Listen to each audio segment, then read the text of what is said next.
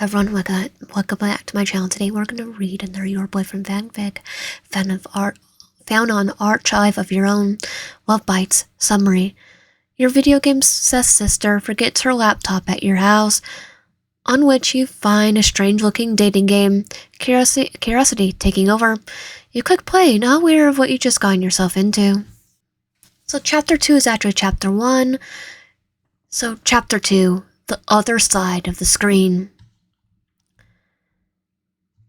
You sure you have everything? Yes. There was a free day visit. This was a free day visit. How much do you think I packed? Just making sure, he hummed. Fully aware she's managed to forget something, no matter how much she pressed. You put your apron away and brush your hair out of your face to look at your little sister. I'll miss you, you know. Oh, and here I was thinking, you couldn't wait to get rid of me. She grinned before her face softened and she went to hug you. I'll miss you too. The hug was warm and felt familiar. You almost hoped it will never dissolve. It's been a long time since you had seen your sister, or any member of your family for that matter. You never had the time. You frowned at the thought. Be safe for you. Be safe, yeah? I will. You smiled, and not really reassured by her words, waved goodbye as your sister closed the door behind her. Your eyes lingered on the door for a little while longer, as usual silence filled your apartment. You shook your head, walking to your living room to clean it up a bit. You had no idea how one could make such a mess in just 3 days.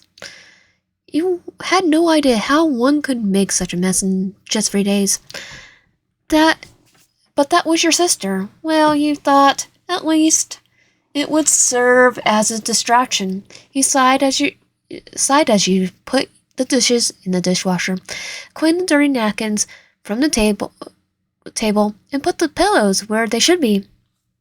It was kind of sad. Even though the short visit left you with a ton of chores to do, you were tempted to just leave your apartment as it is. Just for a little while, you kind of enjoyed the mess. Your home felt lived in now, like it actually belonged to someone. Once you were done taking out the trash, the sun had set and your apartment was clean once again. You let out a yawn before sitting on the couch to distract yourself with the TV, but jumping up when your bottom met with something hard. Looking down, you saw a black laptop with stickers of flowers and various anime characters in chibi form on it. You sighed, sis. A small smile spread across your face as you put the device on your lap and flipped it open. You probably shouldn't go sticking your nose in your little sister's stuff, but it was just so tempting. Plus, you knew she was looking through your stuff while she stayed as well. After some time, the screen loaded, and you were greeted by yet another black-haired anime boy you didn't recognize. She was such a weeb. You laughed and rolled your eyes, and she looked over the mini games she had. Some of them you recognize, as she had been talking about them since she got here. Five Nights at Freddy's, Little Nightmares, Little Doki Doki Literature Club, Poppy's Playtime, your boyfriend?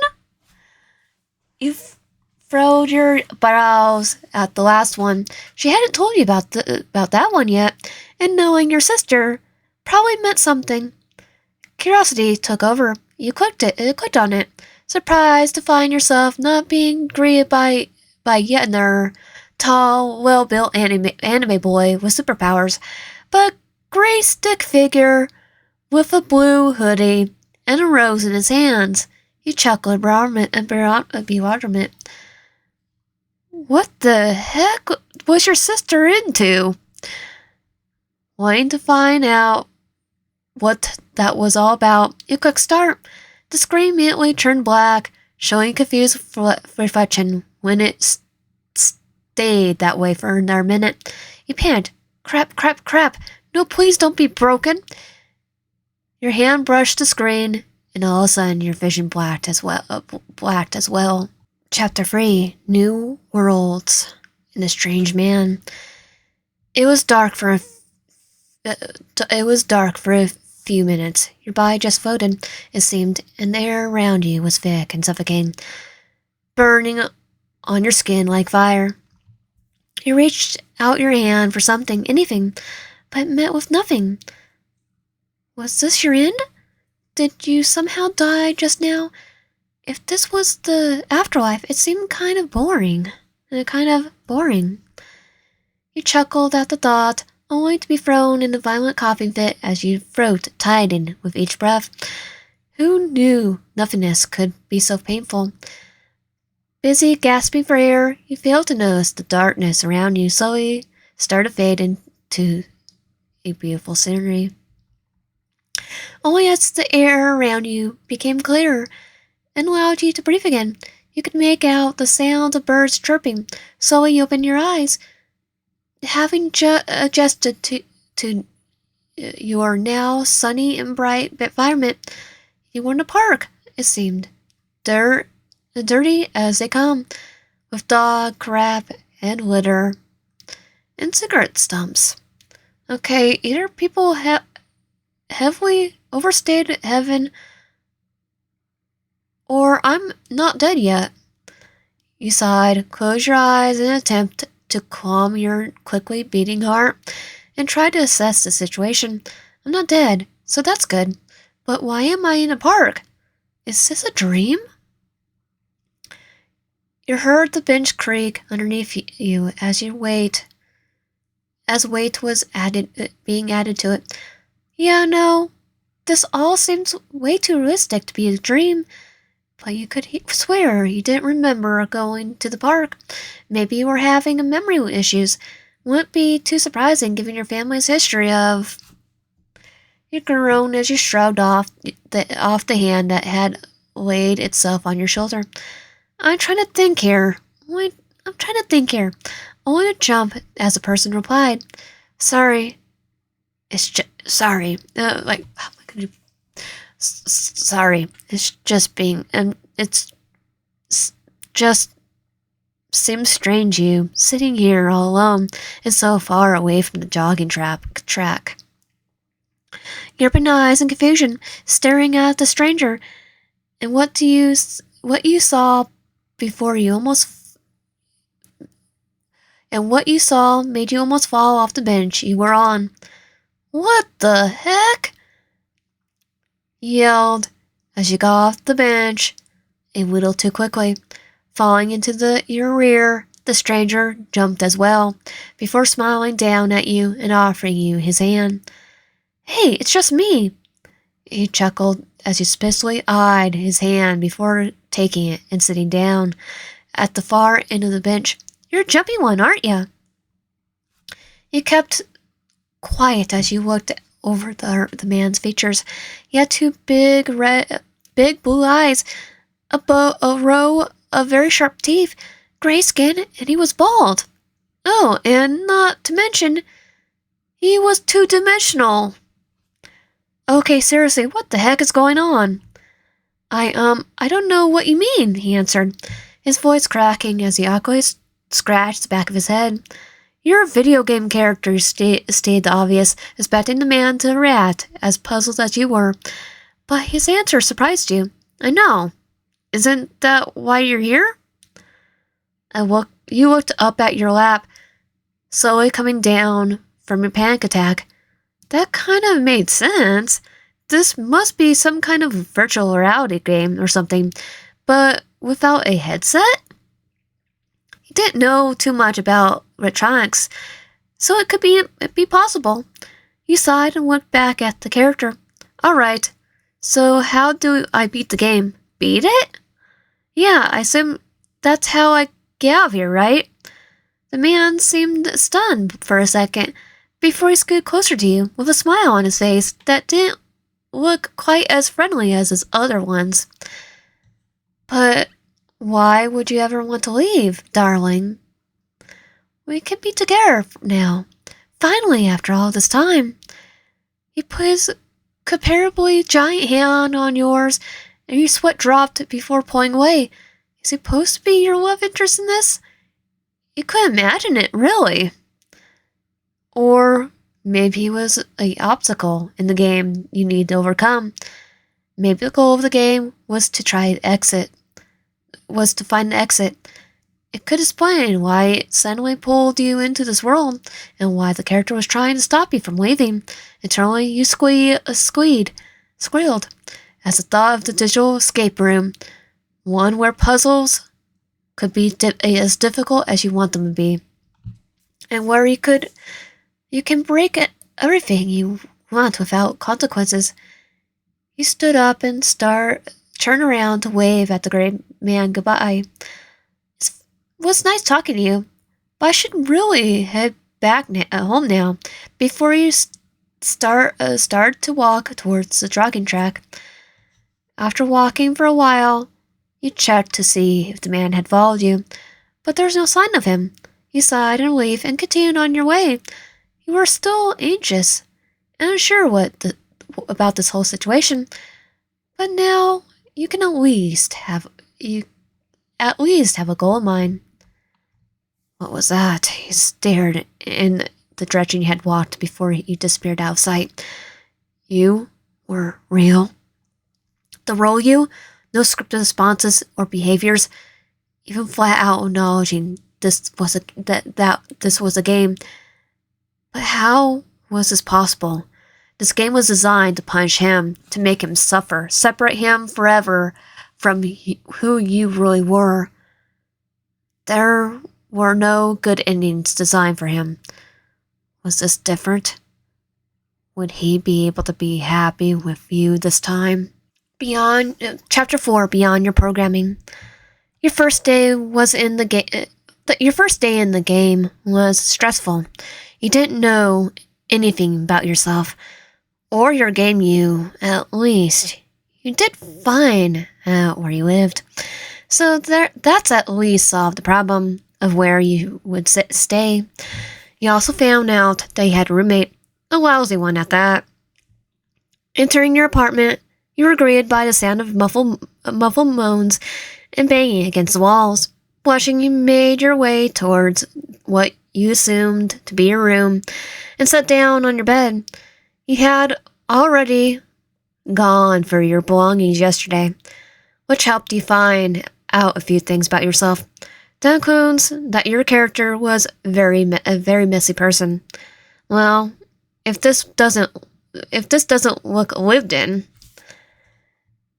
You also found out you were in America, at least someplace where most people spoke English, attending college and working double shifts at your local diner.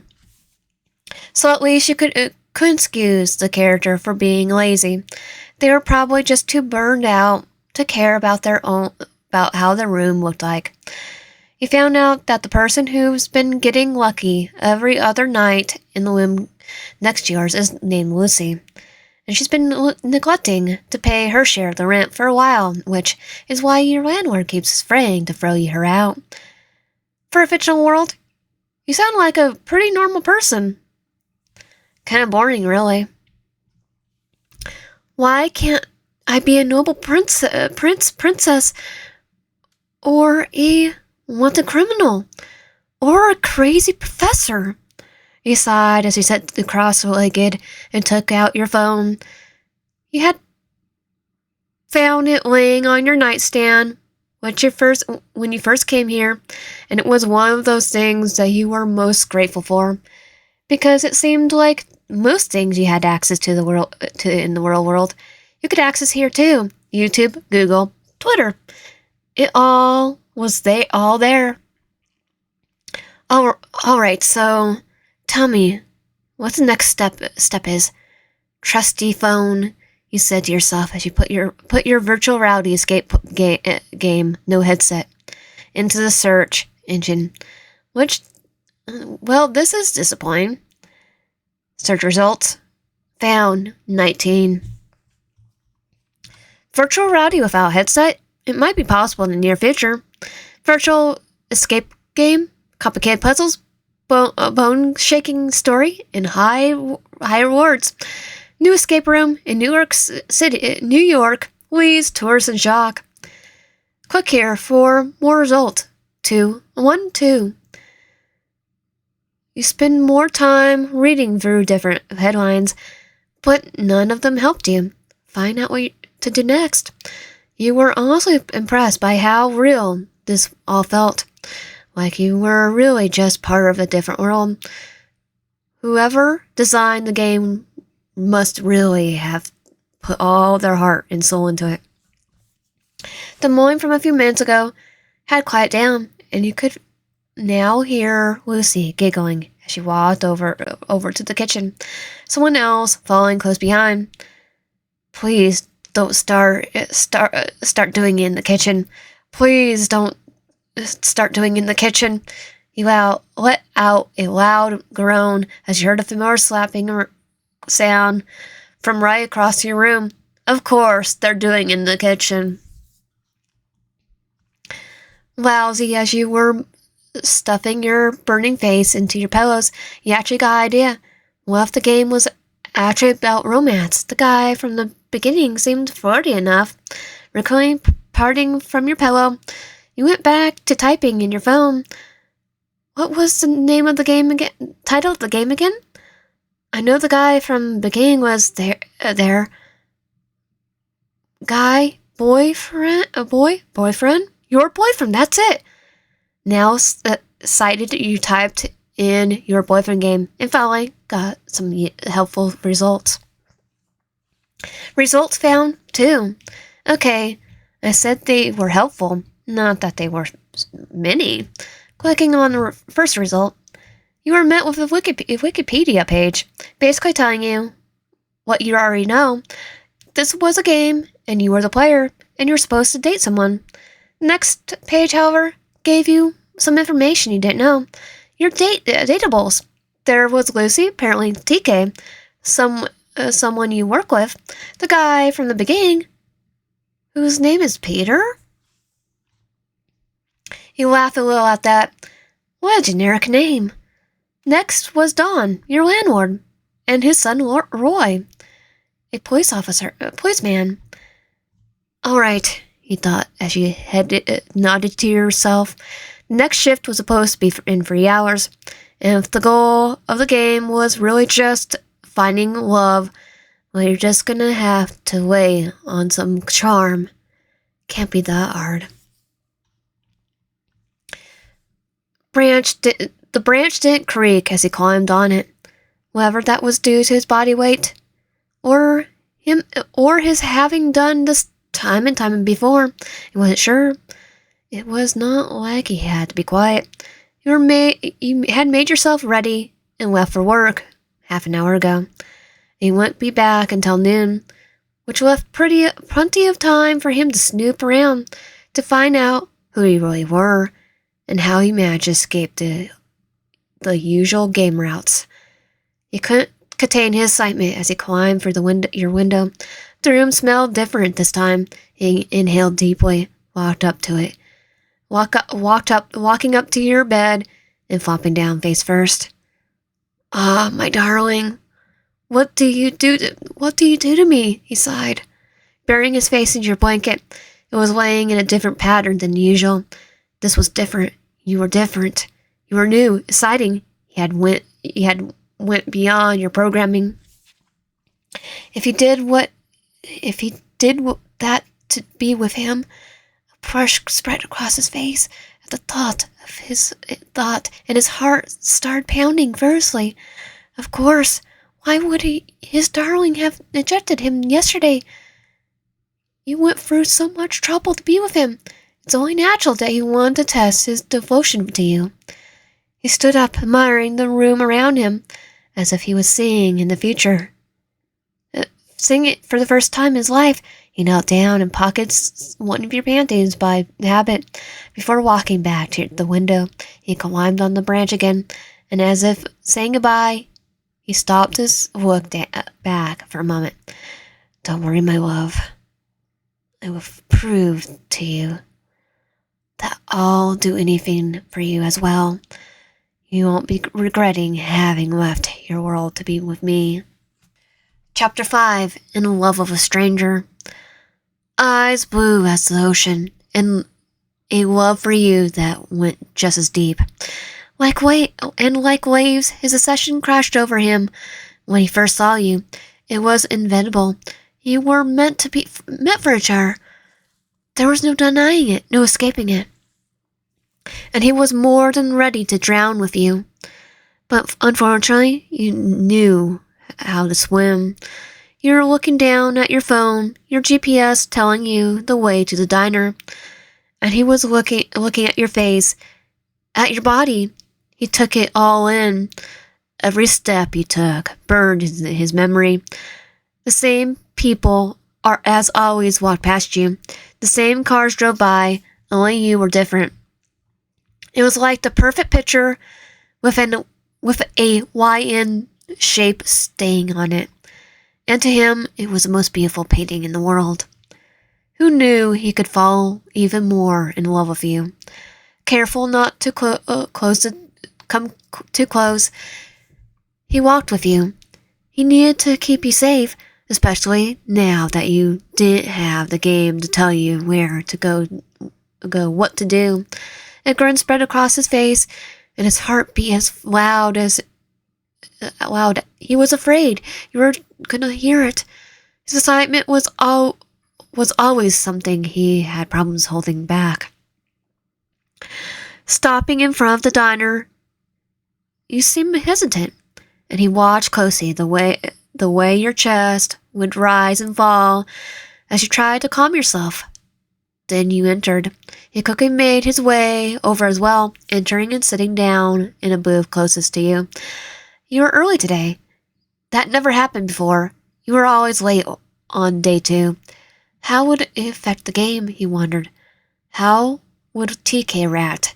Did you even know who they were? He listened closely. Your point of view. YN, a person with green hair, came up to you, looking distraught. Crap! Did you know them? Were they a friend of yours? You scrambled for a answer, deciding that fewer words the less you're likely to screw up. Hey there! You're on time for once? They gasped, and you had to chuckle at the sight. They must be your coworker then. What do you mean? I'm always on time, you responded with a smile, earning a eye roll from them. It was true. You've only been late at your job once or twice before.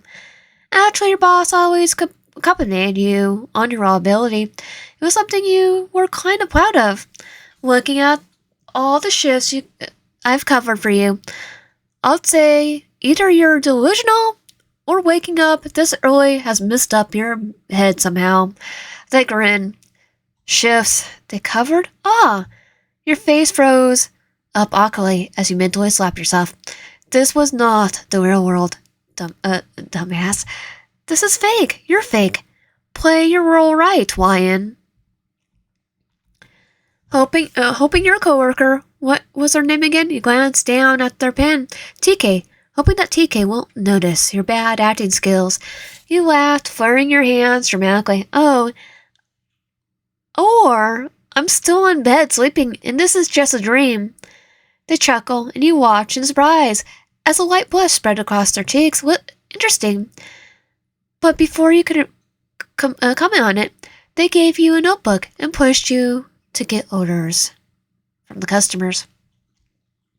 Well, now that you're finally here, better get some work done. And there you stood in front of rows of quietly chatting customers, unsure what to do,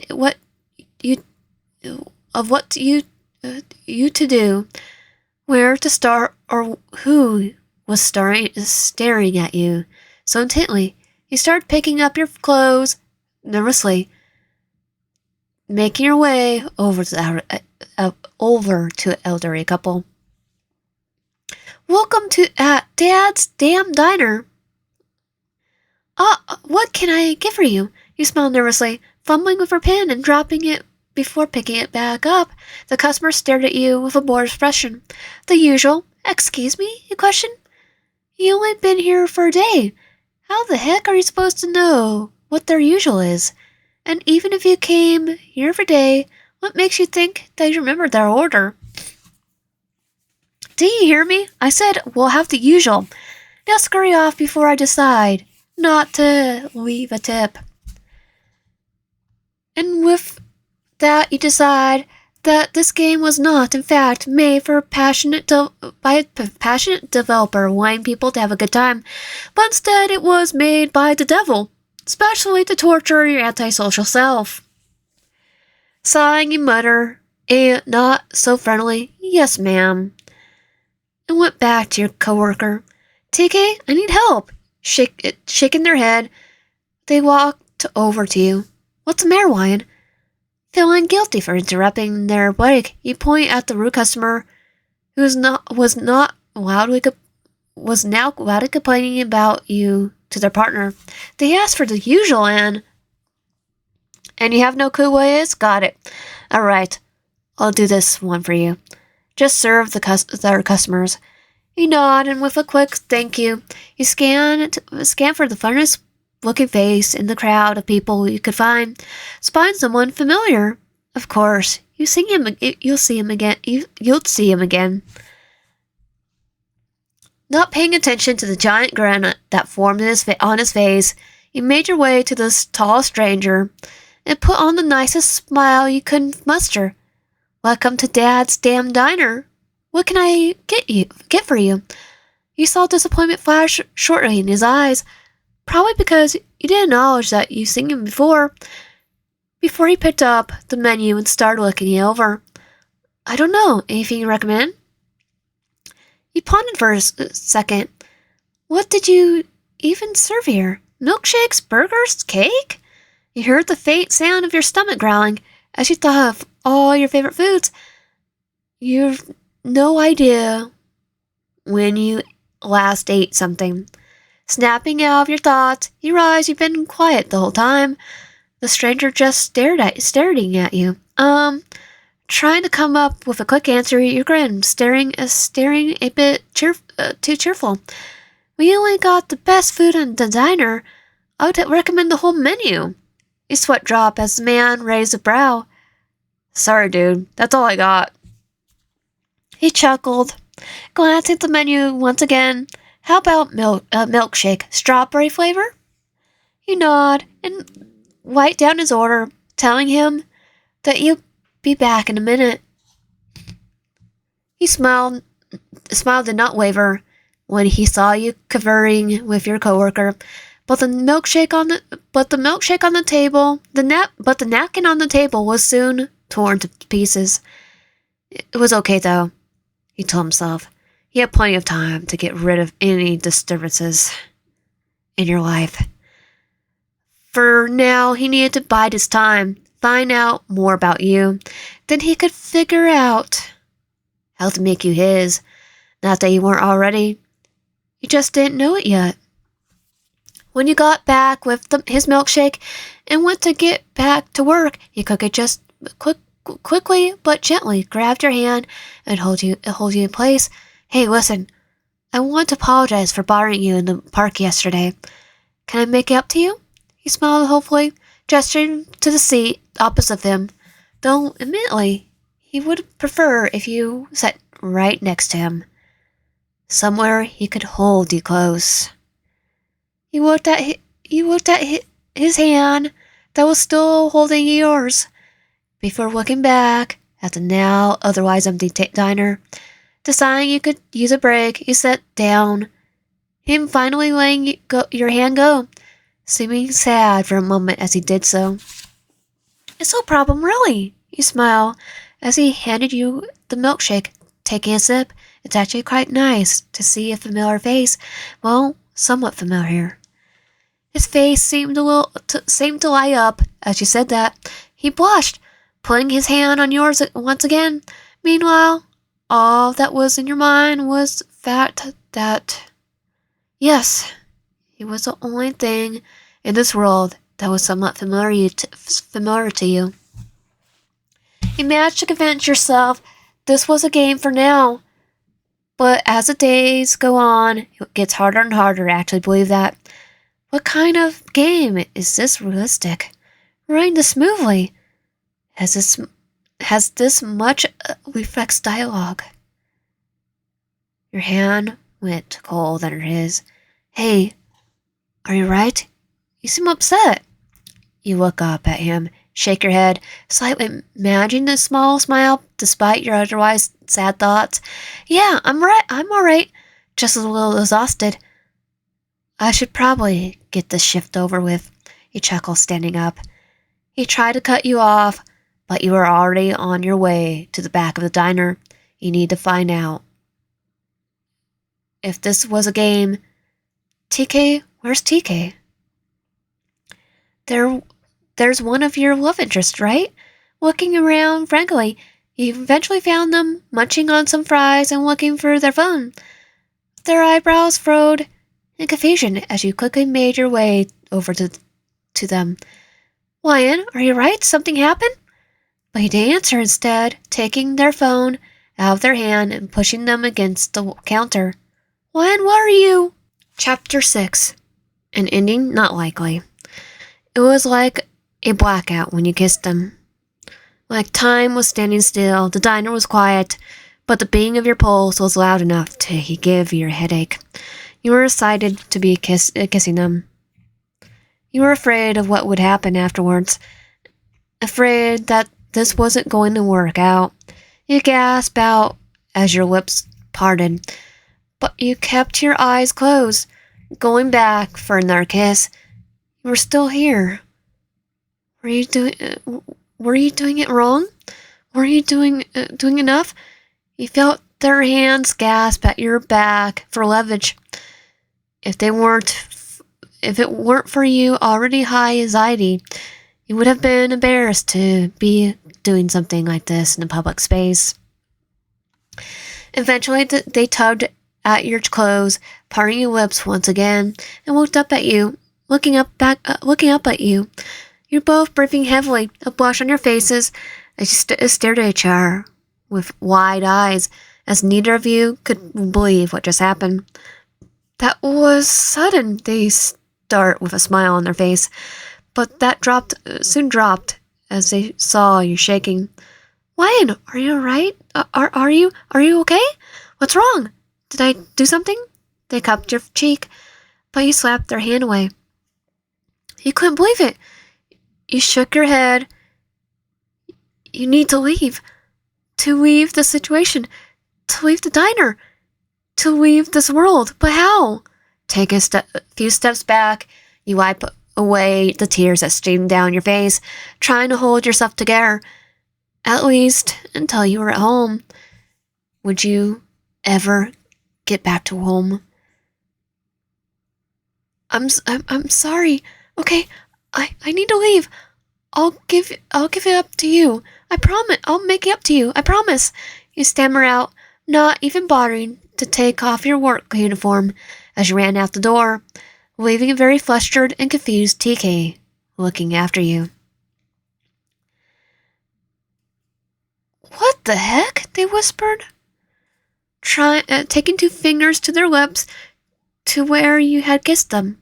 You had kissed them. They blushed madly at the thought, wondering if it was bad for them to feel this happy, even though you just ran away crying.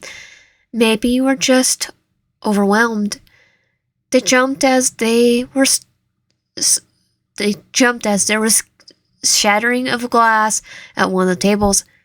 When they looked over, though, no one was there. They sighed as they took a broom and went to look at the damage. Encountering a strawberry mess, somebody must have knocked over their milkshake as they went to leave.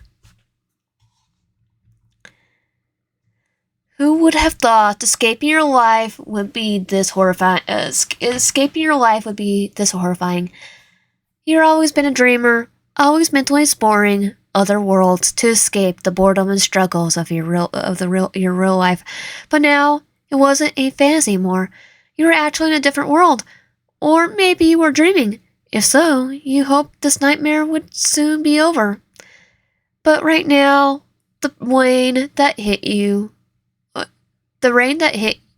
already tear-soaked cheeks, felt all too real, and it made you sob even harder, even more. What should you do now? Just live your life like this? Simply give up and try to make the most of it? You let out a shaky breath as you searched your apartment. It's going to be alright, you told yourself. It's going to be okay. Okay soon. Just get yourself cleaned up, get something to eat, get some sleep, and soon you'll feel much better. That should be your only goal for now. You didn't manage to smile anymore, but you did look forward to getting some rest, today especially with the crap show that went down moments ago. It was extremely exhausting. Maybe you could even come up with a plan once you settled.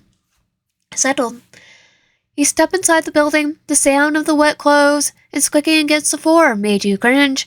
You looked over the stairs, not bothering to look up as a red-haired woman bumped into you and apologized, before quickly making her way outside. The only thing that confused you a little being that you didn't hear the door shut behind you. But you were too tired to really care. As you finally reached your apartment door, you opened it to be greeted by silence, utter, complete silence. I love you, Lucy. You took off your jacket and your shoes, throwing them to the side, before you made your way to your room. Your clothes were still everywhere, as well as the food containers and papers. You shook your head. If you really want to feel comfortable, you need to clean this place up. Rolling up your sleeves, you managed to put your dirty laundry in the basket. Make your bed, shower, and change your clothes within an hour and a half, and you were right. It did help you calm down a little. Your room finally started to feel like it belonged to you, even with all the strange objects laying around. But you had still one problem. What should you do now? You were tired, so sleep was definitely on top of the list. You chuckled darkly. Maybe you'll wake up at home. In your real home. It was certainly a nice thought to have. You sighed and pulled out your phone one last time, hoping you magically find an answer to your questions. In there, but knowing better, so you search your boyfriend game ending, and waiting for your slow internet to show you the result. Google results 0. Of course, YouTube results 0. Why would there be an answer now? Twitter results found 1. It's not like this was meant to happen. Huh? Quickly, you shot up from your place on the bed. Please be useful. Please be useful. Please be useful. The tweet you found was nothing empty. Simply reading the end with a dark long link at the bottom. Something about it made your stomach turn. Maybe it was the fact that it wasn't tagged your boyfriend, or that the link gave nothing away of where it would lead you. Heck, the person that tweeted it didn't have a normal username, only random numbers. But you were desperate, and this was the only other chance you had at getting out of this place. Plus, their profile picture looked similar to the heart the diner guy had on his shirt. So maybe, with a shaky hand as well as hope and fear in your eyes, you clicked the link and watched as the room you had just tidied up became darker and darker until it was pitch black. Feeling beneath you, you noticed that there was nothing there. You were drifting into nothingness. You were back in the void. You had to suppress the grin as your skin started burning, and you closed your eyes in anticipation. Pain and joy was an odd combination of feelings, but he couldn't help feeling happy right now. You're going home, finally! A deep robotic voice shouted something out from a distance, but he couldn't make out what. It didn't matter now. All that mattered is that you see your sister again and rip her laptop into pieces. Good ending achieved. Chapter 7. Deinstalled. Although he always believed blue was his favorite color, Peter has come to appreciate the red that regularly stained his skin as well. At first, there was small cuts, barely visible, not even bleeding, and gone the next day. But as his love for you got deeper and deeper, so did the blades of his knife.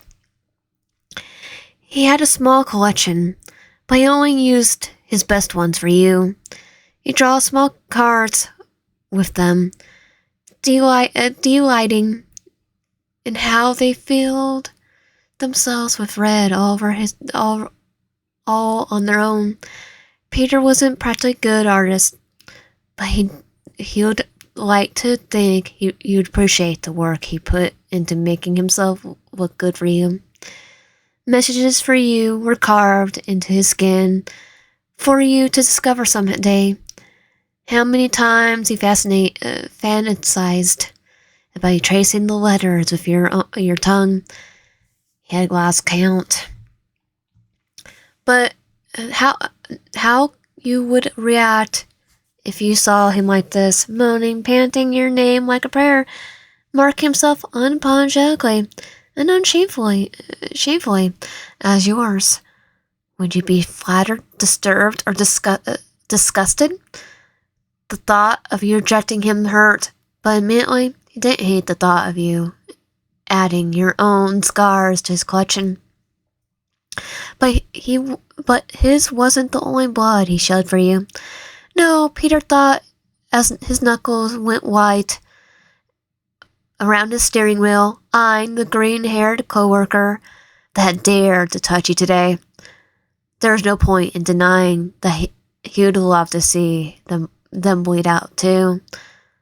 See their faces twisted into the horror of the truth that he alone was worthy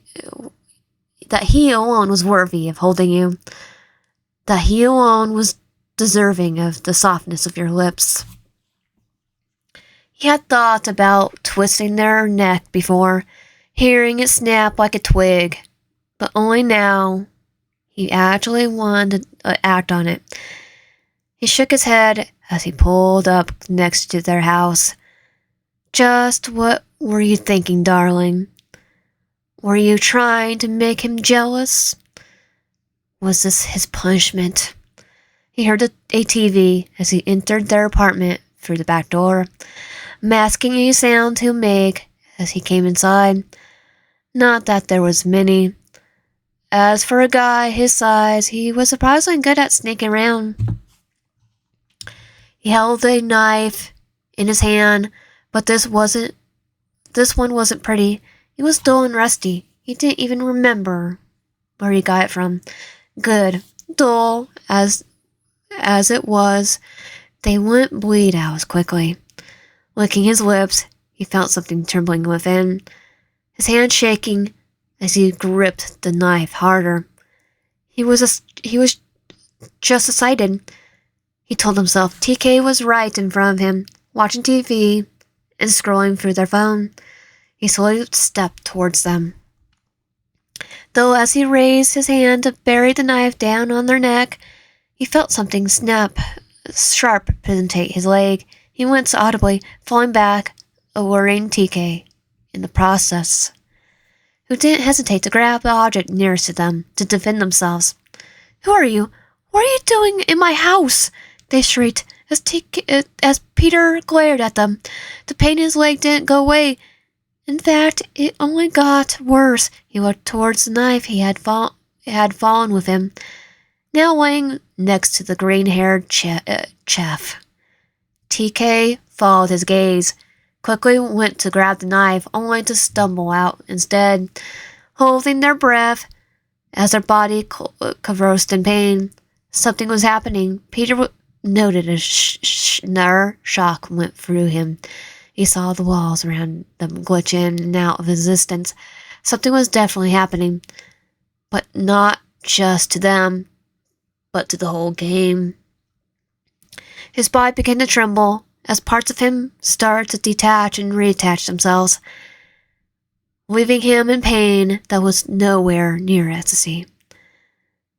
And still, the only thought of his mind as he passed out was, "Wyatt, my love, please tell me you're right."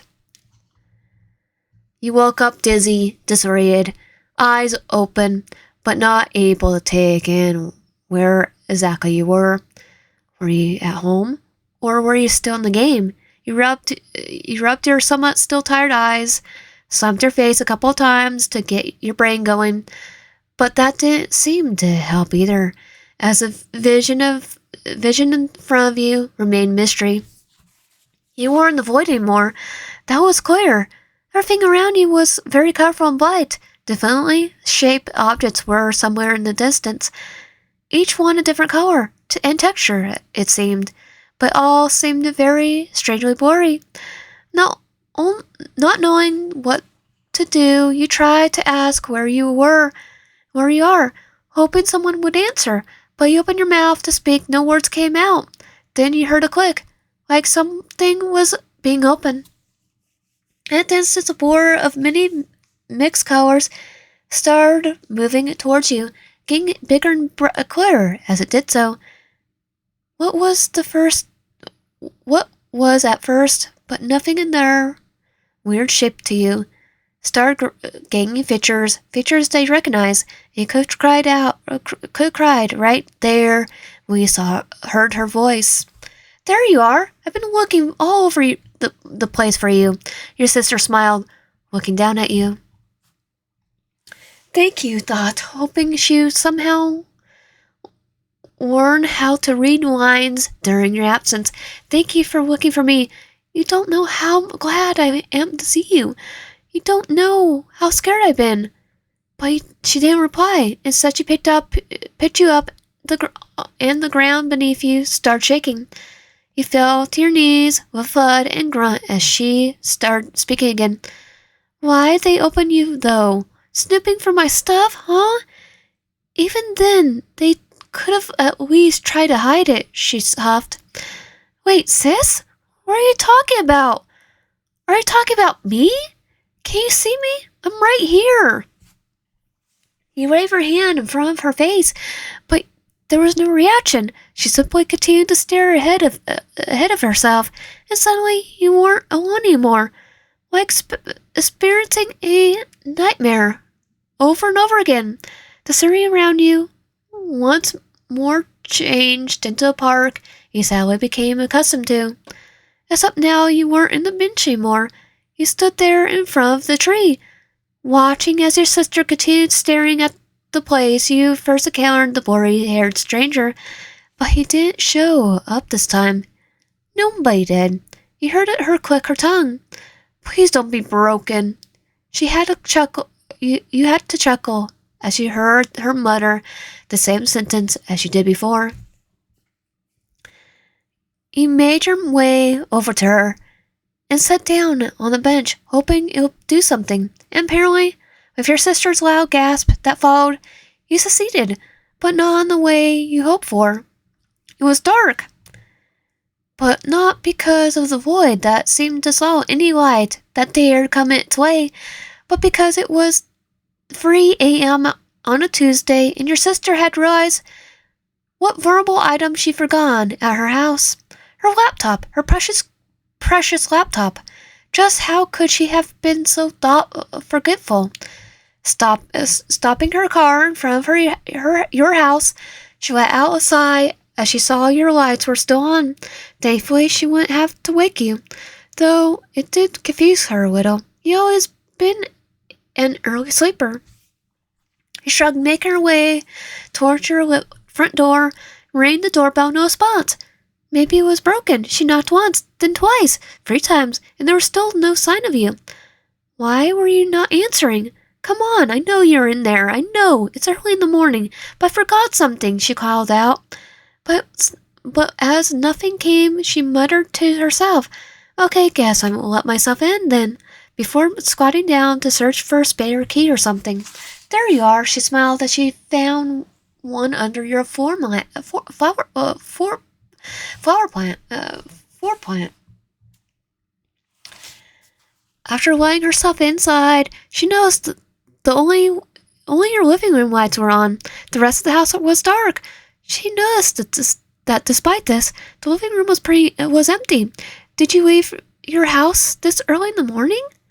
She did find her laptop, however, sitting on the sofa and still running. She sighed in relief, kneeling down in front of it. There you are, my baby. She grinned, turning the screen on, which immediately went to display a certain game she put off playing the last few days, wanting to take her time exploring all the routes. Why'd they open you, though? Snooping for my stuff, huh? Even then, could they at least try to hide it, she huffed, clicking play and watching as a perk from day one appeared on the screen. Might as well play it now, she smiled, waiting for a speech box to tell her how shitty your roommate or your work at the diner, but nothing came. No text, no YB, nothing. Was the game frozen? But she just got it. She had to wait 2 weeks to play it. Damn it! Panicking, she kept clicking random things. Please don't be broken, please! Suddenly the screen went completely white and made a loud draw-out sound. It almost sounded like a scream as her dear laptop took its final breath. Then it went black. No! Sip! What the crap did you do? She yelled, clenching the now smoking device tightly. She needed to have a word with you once you got home. Chapter 8. More than a dating game. More than a dating sim. Your eyes were expecting a face that was completely different than what they grew up seeing. Their skin and its texture, their hair, right down to the count of their fingers. Could you even call this a person? You sighed as you splashed cold water in your face and wiped it with a towel. You should shower, but you didn't want to. You had already made enough discoveries for one morning. You didn't need to know what new ones you'll make once you took off your clothes. Somehow, after the games crashed yesterday, you woke up on your bed again. Things had changed for you. More specifically, your appearance did. You still had some of your features, your eyes and your hair were the same color. The shape of your body as well as your height and voice was still the same as well, but all looked different, like the same text, the same set of words, just written in a different font. Also, you were stuck thinking that you kind of liked it, just a little bit. You took a glance at your phone to see the time, 9 a.m. You were late for work, but you couldn't pretend to care, not bothering to go after what happened yesterday. Surely the diner could survive a day without you. After brushing your hair, you left the bathroom to the smell of the freshly made coffee, one of many things about your roommate that you appreciated. Yes, she was loud and repeatedly regretted to pay her rent, but she was also thoughtful. She made you coffee every morning without fail. She didn't ask too many questions, and she spent her nights somewhere else half of the week. You smiled as you filled your cup and took a sip. You started to see the good things in this, whatever it was. After all, you weren't sure if you'd ever get back Gal again. This thought made your eyes water, but you shook your head and bashed it into the depths of your mind. No one is crying. You didn't give up, and you were very were very much still searching for a way out of this mess. But for now, all you could do is to make sure it's at least livable. Have a good night? Lucy snapped you out of your thoughts, chuckling as she leaned against the counter with a knowing smile. He asked absentmindedly. You looked like you just crawled out from the grave, she said, now looking rather concerned. You smile at this. She didn't know how true that statement was. When everything went dark, you hoped, prayed, it meant that you were going back home. But you didn't know. Nothing like this had ever happened to you. To anyone, probably. You could have died, for all you know. Maybe that would have been better, even. Yeah, I couldn't sleep all that well. You finished your coffee, setting the cup down and stretching your arms above your head until a loud pop was heard in the small kitchen. I'm surprised. Who knew little Lion would be getting some too? Your roommate hummed as she went to put away her cup as well. You stopped dead in your tracks. What? Your coworker came by yesterday. They seemed pretty desperate as they asked to see you. I told them you were already asleep, thinking you'd appreciate some rest after a long day's work. Lucy explained, accepting the word coworker as if TK was anything else to you. Quickly trying to end the train of thought. You smiled at her and thanked her for letting you sleep. About to go on your merry way when she stopped you again, this time with a hand on your shoulder. So, whose was that coworker of yours? They seem kind of cute. She wiggled her brows at you. You know what? I'm cutting. Doesn't ask too many questions from your list of talents, Lucy. Done with the conversation, you turned around with a exaggerated grin, saying, Then why don't you try your luck with them before stopping off to get your shoes and keys? Your roommate sighed. All right, then. Keep your secrets, you epic virgin. But if you ever need anything, come see me. And as you slam your door shut behind you. Geez, does she have no shame, you thought, blushing. Pick up your clothes, you quickly made your way down the stairs. Tiki had been here. It must have been because of the kiss. Of course they wouldn't just let that go. Maybe you could pretend you meant to kiss someone else instead. No, they wouldn't believe that. Maybe you could even say you slipped. Busy thinking of an excuse to tell your coworker you bumped into somebody that was big enough to cast a shadow over you. Watch your steps, kid. You looked up, staring right into the serious eyes of your landlord, Don. Though surprisingly, you weren't all that bothered to see him again. You met him the day you first came here. He stopped you right as you were about to walk past your apartment. Ask about Lucy's part of the rent. If it weren't for him, you probably would have searched for hours. Maybe you wouldn't even have found your place at all. You smiled up at him. Sorry. I was just lost in thought. He raised an eyebrow at this, hunching slightly as he wasn't towering over you as much. Aren't you supposed to be at work right now? His sweat dropped as he got straight to the point. You see, just what were you supposed to say? Explaining the situation would just make you look like an idiot. Plus, this guy was supposed to have a crush on you or something, so you mentioning another person was probably not a good idea either. Your landlord sighed as he saw you stammering, and for a second you thought he would let you go. But no, of course he wouldn't.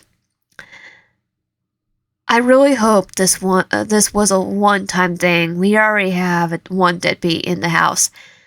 I can do without another one.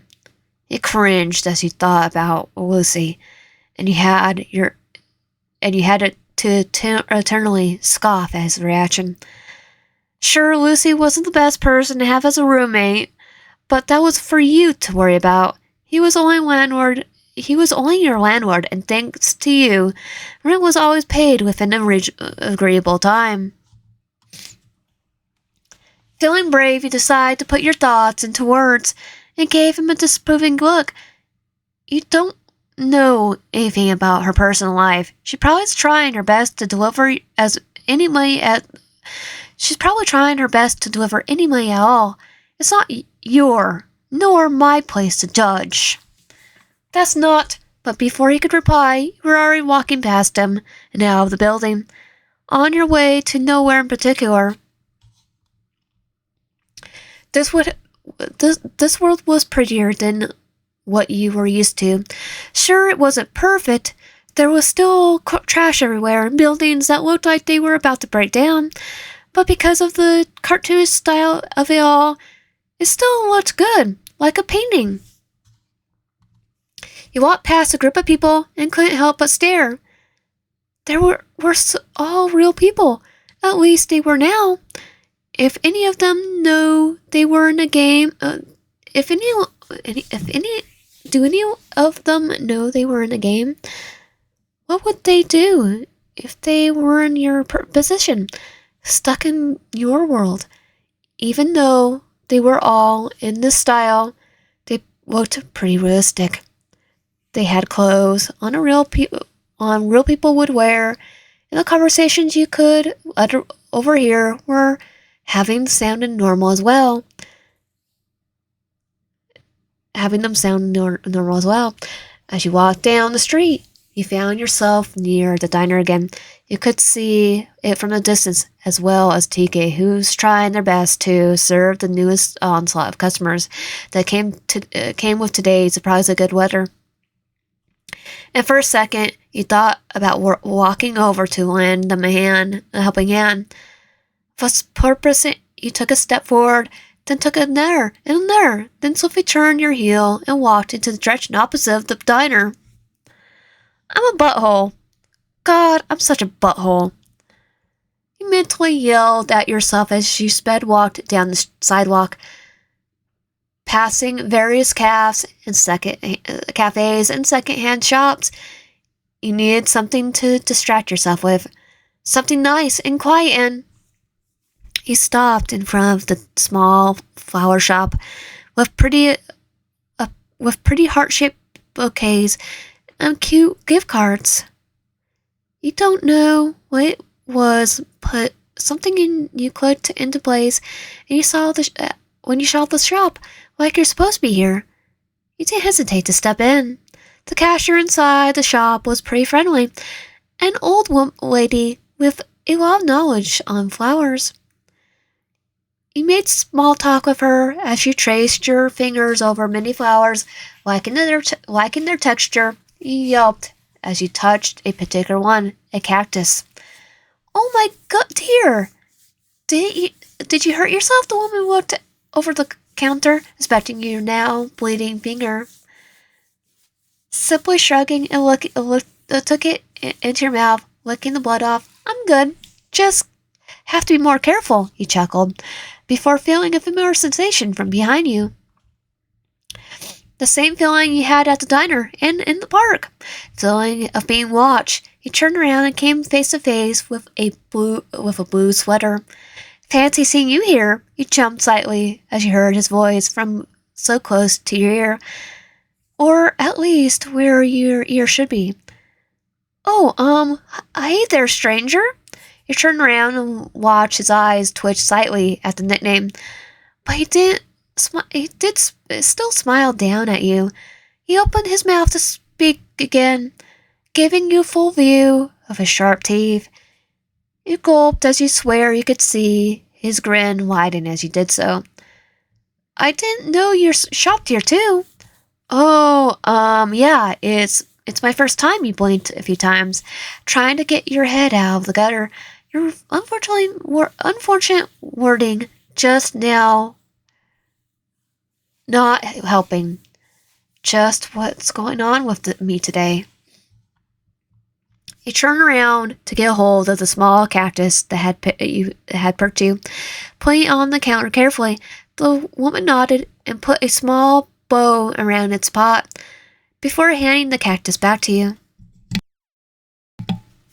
It took in your hand, bouncing it as you reach for your wallet with the other. I shall dub thee before realizing you had left it home. Crap! He heard a laugh behind you, almost letting the cactus fall to the ground as the man put his hand over your shoulder. You gulped.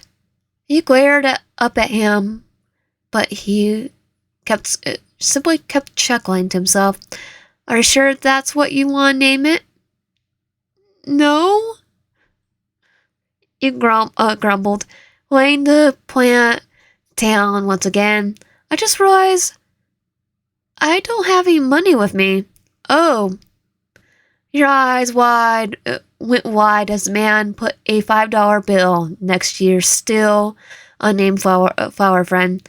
There you go, then. What? Really? You don't have to I can just... But he cut you off before you could decline. Yes, really. I intentionally want to buy you a rose from here, but I suppose a cactus will do too. He smiled, his cheeks flushing a slight pink as he confessed wanting to buy you a flower from the beginning. You know what? Forget what I said at the beginning. You're kind of cute, Baldy. You quickly leaned up and put a kiss on his cheek, thanking him for the gift. His cheeks were redder, and he followed you as you walked outside.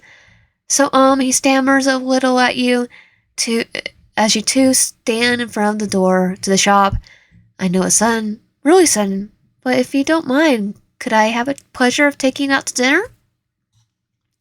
You open your mouth, but your response dies in your throat. You did want to have dinner with him. He seems cute.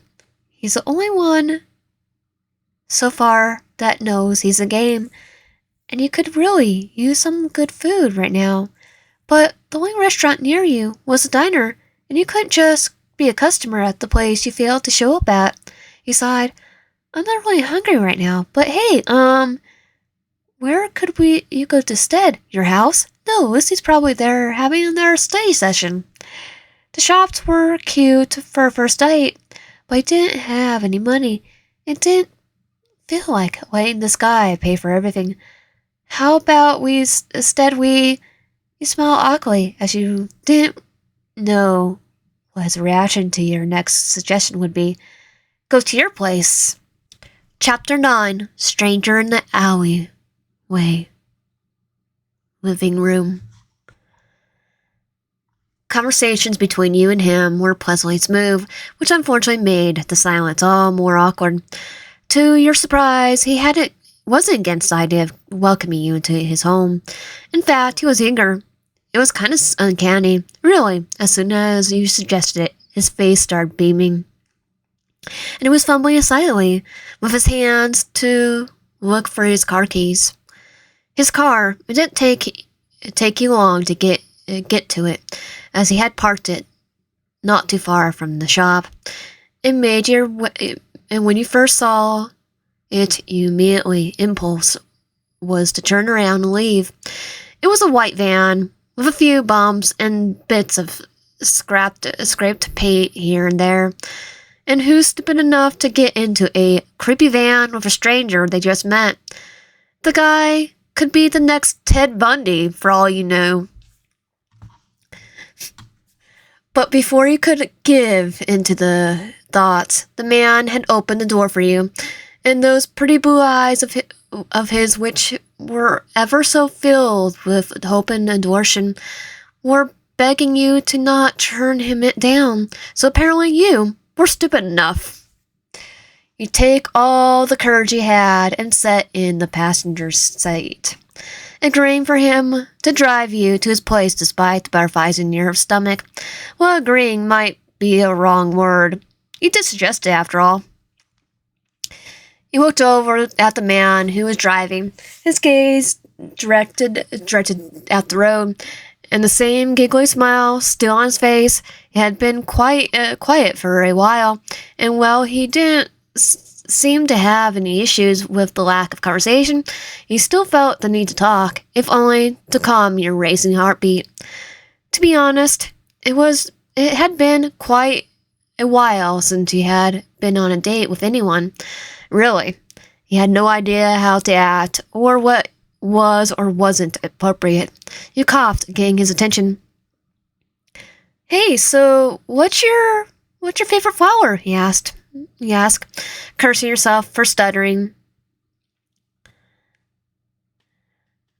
but thinking it was a good icebreaker, given the place you two just met.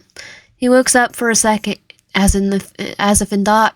I think Lily of the Valley is pretty, but I don't think you're supposed to touch those.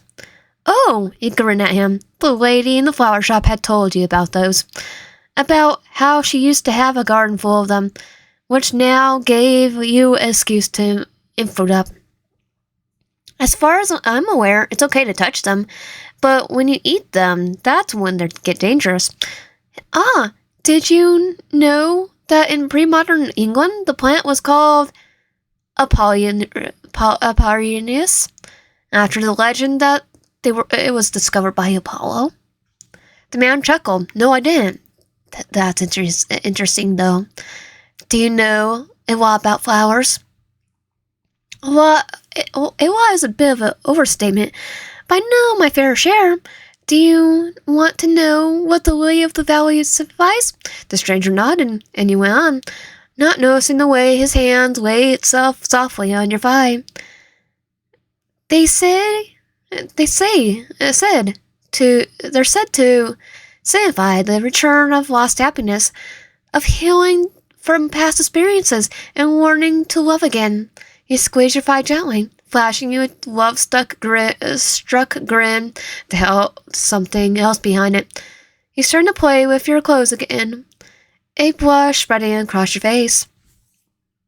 Or at least that's what I heard. He trailed off. Thinking of other questions to ask the stranger. That's a question I should have asked before. I'm sorry, but what's your name again? His hand, that had gradually been working its way up your inner thigh, now turned to stone, making you safely put your own onto it. And as you looked at the man in confusion, his expression had changed into one of disgust. He panicked for a second. Did he already tell you? Did he think you were rude for not remembering? Then it dawned on you. You searched the game up earlier, right? Wasn't his name there too? But what was it? Paul? Brandon? No, it was a P name. You're sure? Ah, that's it. Oh, right. Sorry, Peter. I'm not very good with names, so I tend to forget them a lot. He chuckled, trying to play off. But when you looked at him once more, a look of dispain had only intensified. Are you okay? With a sigh, he shook his head and let go of your leg, looking over to see you, give you a weak smile. Yeah, I'm okay. I don't really like my name. I would prefer if you give me a nickname or something. Oh, okay. But as I said, I'm really bad with names, so can't blame me if it's something stupid. He scratched the back of your head before hearing him chuckle. Don't worry. You could call me you could call me that for all you could call me Bite for all I care. And it'll be better than Peter. He had to laugh at this too, but decided to go with something a little more friendly. All right, how about YB? Wow, Lion, you named him after the game's title. How creative of you. But he didn't seem to mind at all, and as he sighed warmly at your suggestion, he once again laid his hand over your leg. That sounds perfect, dear.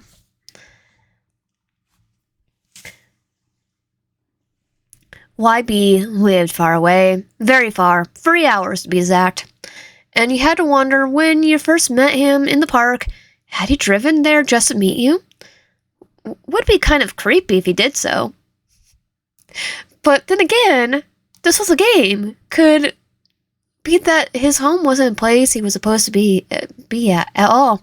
Or maybe your character had a history with him that you didn't know about. He held the door open for you as you stepped outside the car. You rolled your eyes at him as he did so. He was awfully considerate, 42. Throughout your ride, he told you a couple more things about himself. How his job was to review products, and how he had a pet snake named Rat. The movies he liked, and the food he liked to eat. You found out that actually you had a lot in common. It was nice having a normal conversation for once, getting to know each other.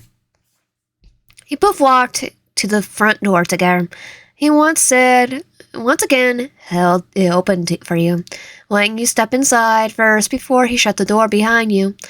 His apartment was quite a bit smaller than yours, but that only seemed to add to its charm. It was very tidy too, something you appreciated. On the walls were pictures of different places and photos of an orange snake taking different angles and positions. It must be Rat then, cute. The flowers were everywhere as well, roses in particular. They gave this place a nice smell. It all looked very lovely. But there was something familiar to it as well, something that made your heart beat a little slower in your chest. Ephemeralonius. Yes, it looked like the place someone took care of, but not like a place someone lived in. But like it was cared for the sole purpose of existing. Strangely, it didn't just make you sad, but somehow it made you happy. It reminded you of home. You never would have thought Lonius would be the thing you could connect with the most. You tried to put your thoughts aside for a moment as YB showed you to the living room, gesturing for you to sit down on the sofa. So what do you think? He smiled as you sat down next to him, putting an arm around your waist and pulling you closer. A bit taken back by his touch, you scooted away from him a little, but kept holding his hand, not allowing him to feel rejected. It seems comfortable enough. You could see that his disappointed by your actions.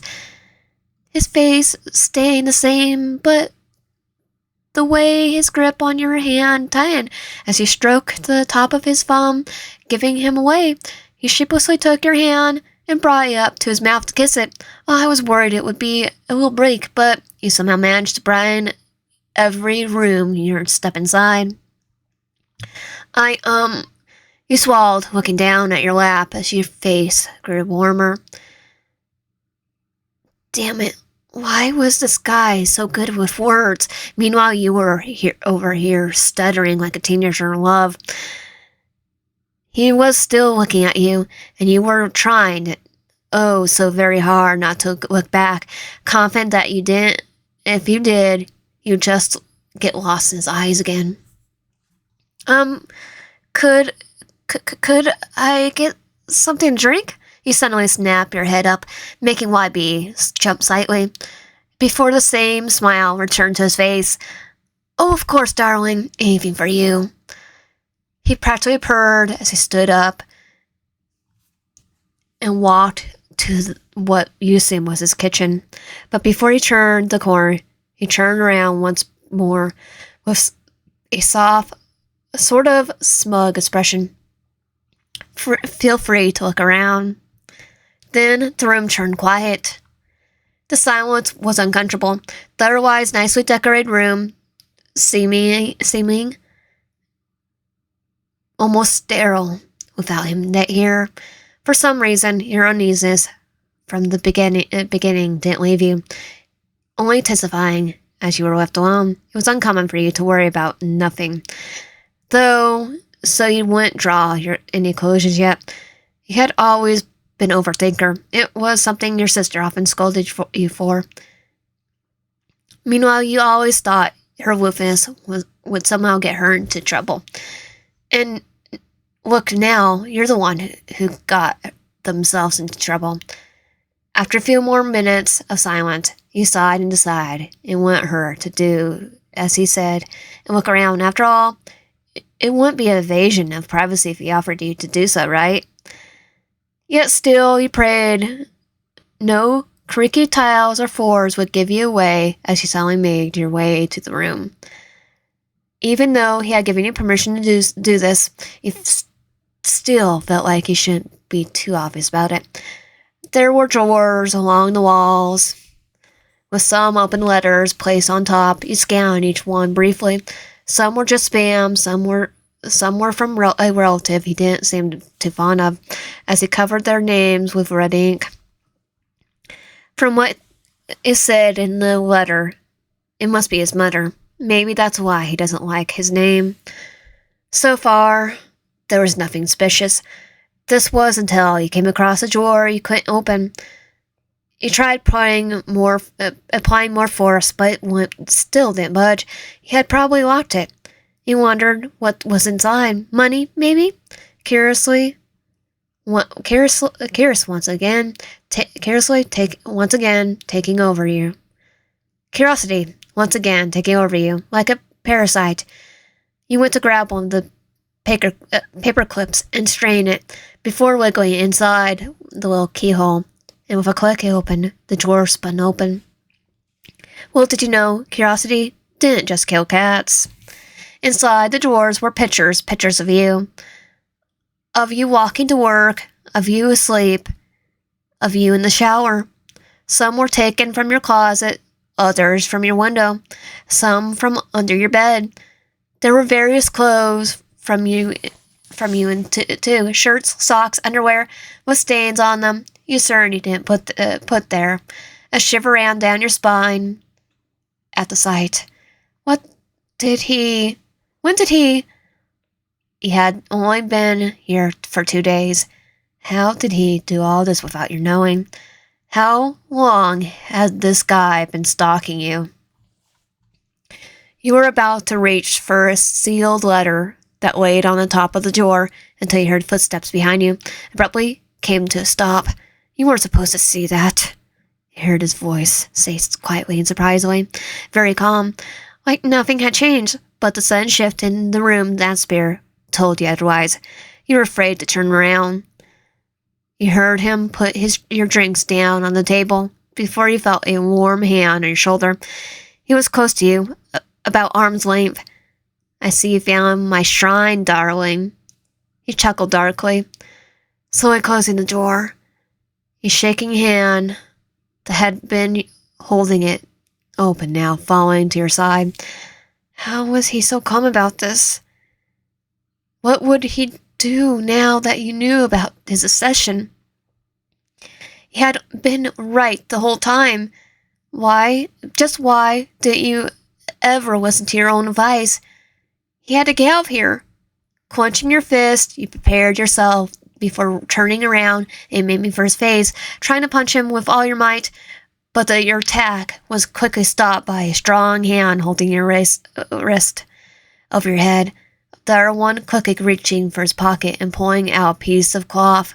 You squirmed as he held it open over your mouth, trying not to inhale, but after struggling for another 5 minutes or so, you couldn't hold your breath anymore and slowly went limp in his arms.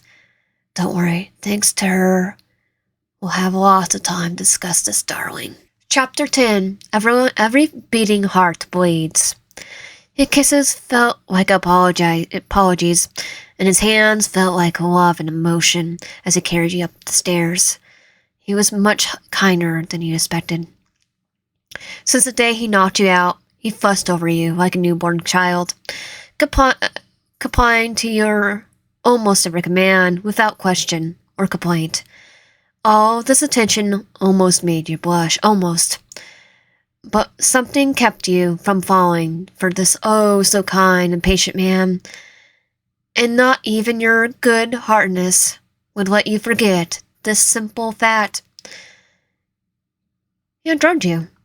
You had trusted him, let him take you to his house, and when you found out his secret intentions, he drugged you. It was hard to believe that this actually happened, but the continued throbbing of your head assured you that it was true, and when you had woken up in the morning, you felt almost proud for having been right in your instincts, as well as stupid for not having listened to them. But right now, all you could feel was bad.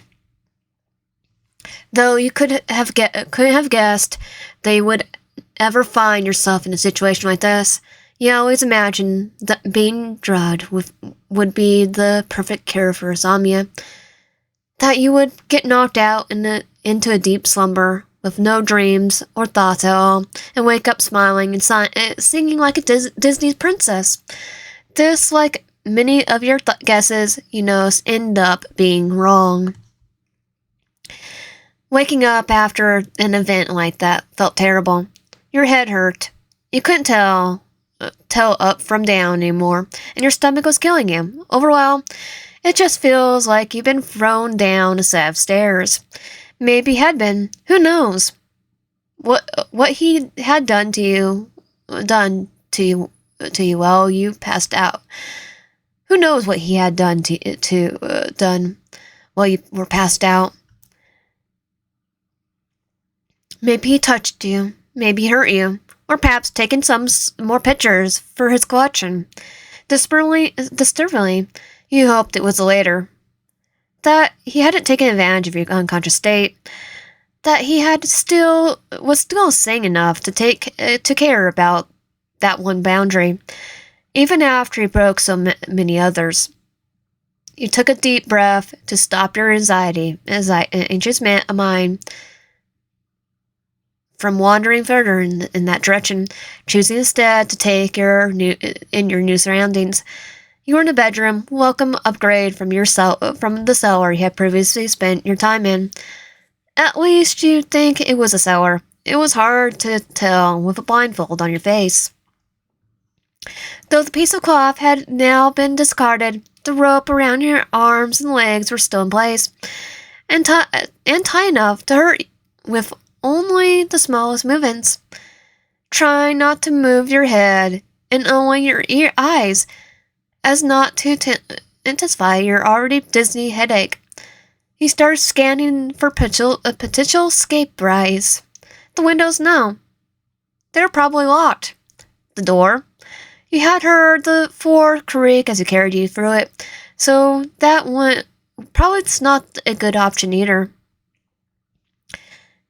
As if the piece of wood had become offensive to your eyes, you pulled your gaze down from the door as YB suddenly re-entered, and you forced them to stay fixated on the wall beside you as he moved to sit by your side.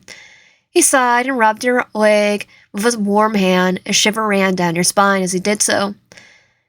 His touches were always so gentle, like he was desperately trying to show you that no harm would come from him. But he knew better. He had made the mistake of meeting his eyes before. His gentle blues had looked at you with love, then having seemed to almost glare with something else behind them, something dangerous, intenser than lust, even more possessive than love. And they always looked at you.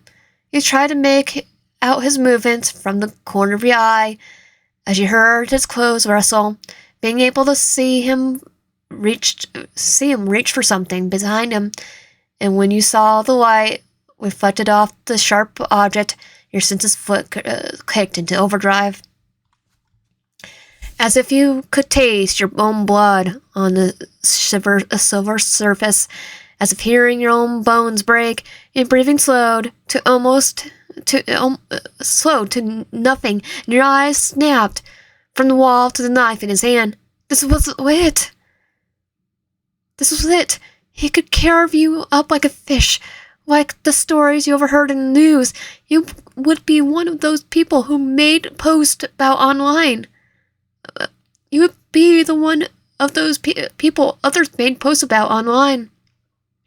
When comments like, how could they have been that stupid? He would rip your heart fresh and eat it. He could keep your corpse and do horrible things with it. He hadn't even noticed you were hyperventilating when he wrapped his arms around you, the knife, along with the now cut rope that had been previously around your wrist, discarded on the ground. Shh, it's okay, I'm here. He crushed your head gently, running his fingers through your hair. I'm so sorry. I won't hurt you, darling. I promise, he reassured you, with voice like cotton candy. You let out a long, shaky breath. Why, you could only think, as you went limp in his arms, the feeling of being held, unfamiliar but nice. Why are you being so kind to me? Tears began swelling in your eyes as you internally cursed yourself for that. As if being kidnapped wasn't enough, he had to be the damsel in distress as well. But it felt so good to cry to someone. And before you could stop yourself, you had wrapped your arms tightly around the man that captured you. And even though you held on to him with all your driven strength, he didn't seem to mind for a second, only hugging you back tighter in response. You know, he began as you sobbing slowly died down to small whimpers. I dreamed for all my life that it would be what it would be like to hold you in my arms, but he held your breath as you felt him kiss your neck, his warm breath making your hair stand up. I guess I'll never could have guessed just how soft you were to the touch. He nuzzled into you, and you just let him. The bump in your throat had gone too big to overcome, and though you were technically free to move now, it felt like your hands were glued in place. Maybe it was fear. It must be that, because there was no way you would have enjoyed it. You heard your stomach growl internally yelled at it to shut up. If there was anything you didn't need right now, it was food, especially not from someone you know full well doesn't have your best intentions in heart. But to your terror, YB seemed to have heard your body's cry for help and pulled back, looking at you with half-lidded eyes, and you could swear you saw a drool running down his chin before he wiped it off. Hungry, my love? He asked innocently, but with the tone of voice that was anything but. It made your stomach turn, a strange reaction given the blush on your face. Your body was not acting as normal today. Perhaps because of the changes it had gone through. It felt hot, burning under his touch, his gaze, but when he was not in the room with you, it felt like all the heat was being drained from it. YB backed off a little, much to your relief.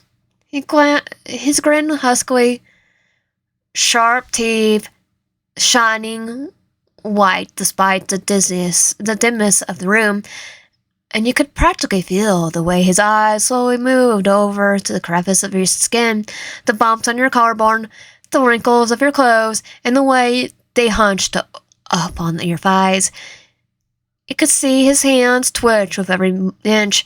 He must be dying to touch you more, like he was eternally talking about some sense into himself. He instead stood up and shot you an almost loving smile. I'll go make you something to eat, yeah. The kitchen's right around the corner, so just call me when something's the matter, darling. He gave you a last look over before making his way to the room. Way out of the room. A click of the door stopped you quickly from getting your hopes up.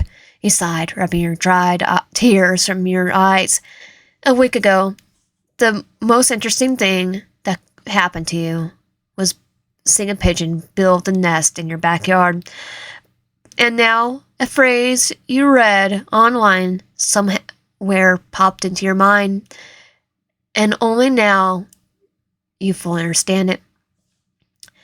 May you live in boring times. Knees became weak against the wood of his bedroom door.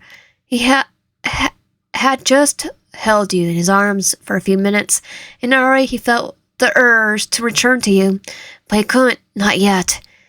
He didn't want to overwhelm you. Gulping, he ran his finger over his lips, the same lips that made contact with your neck just now. He wanted to kiss you, so much more. He wanted your skin to mend into his, to taste your love for himself, to see if your sweetness stopped at your looks, or if it included your body as well. It was terrifying how much control he had over him. Just a simple touch, and he was already staying against his pants. It was almost embarrassing, but there was no time for that now. He scolded himself. You were hungry. It must have been some time since you last ate. He hadn't seen you have more than a coffee today. He made his way to the kitchen, eyes looking briefly over the drugged drink that still stood on the counter. No need for that anymore, he thought as he flushed it down the drain. As soon as he regretted you having found out about his affections the way he had, he was glad it was done now. Now he wouldn't have to hide the full range of his feelings anymore. He will push it too, he's sure. Relationships are built on trust, and based on the way he looked at, and based on the look at the way he looked at him, and the way your cheeks had flushed so deliciously pink just then, you were just as intent on having one with him. Purring echoed in the kitchen as he took a piece of favorite of cake out of the fridge and put it onto a small plate. Together with a fork, he might hate his mother, but he would have to thank her for this. There was no doubt in his mind that this also had a catch. That was just another way to torture him, but for now, you're here, and he could hear you, smell you, touch you, and his plans on cherishing every second he gets to spend with you. Chapter 11. And mine bleeds just for you. Perfection. It was such a harsh word to hear, isn't it? Perhaps because it's mostly used to tear down someone's accomplishments, to tell them they're not good enough. Nobody's perfect. Nobody but you. Truly, there's an infinite number of words in the world, an infinite number of ways to describe just how you make his heart beat. Like how we all are made of stardust, and when he looks into your eyes, he can see the remnants of it. Or how your lips seem to make the same movements saying his name as they do saying I love you. But no word in a dictionary could do use of it in his life justice like the word perfect. You were, down to the core, perfection itself. And like the opposite of Medusa, Every second you spend looking at him, you're giving him life, make him fall in love with you over and over again, like life's most wonderful curse. Yet still a curse. Few people are given destiny. He's aware. Few people know the reason they're wandering the earth, but not him. Peter has an idea before he was a person. He was a wish. Then he was a pencil, a piece of paper, and a sketch. And then there was you. You. He knew there was a you, because he knew what the world even meant. He knew what the word even meant. He knew that there was a you before he knew what the word even meant. And though as a 5-minute sketch, he was lacking of any sort of instinct. He already had an irresistible urge to find you. It was like a homing single, like you were the right to his long. Like you were his missing link, his destination, his reason to exist in this world. That alone would make your existence a blessing, not a curse. But what made your perfection so horrible was the same thing that made people fear God. The fact that you were forever unattainable. That you were part of not just a different country, but an entirely different universe. A universe infinitely bigger than what he would ever become. So when his conscience was giving solid form, he was given a path into your world. He was desperate to finally find you in the infinity, only to discover there was about a trillion different gods falsely wearing your name. Like your sister.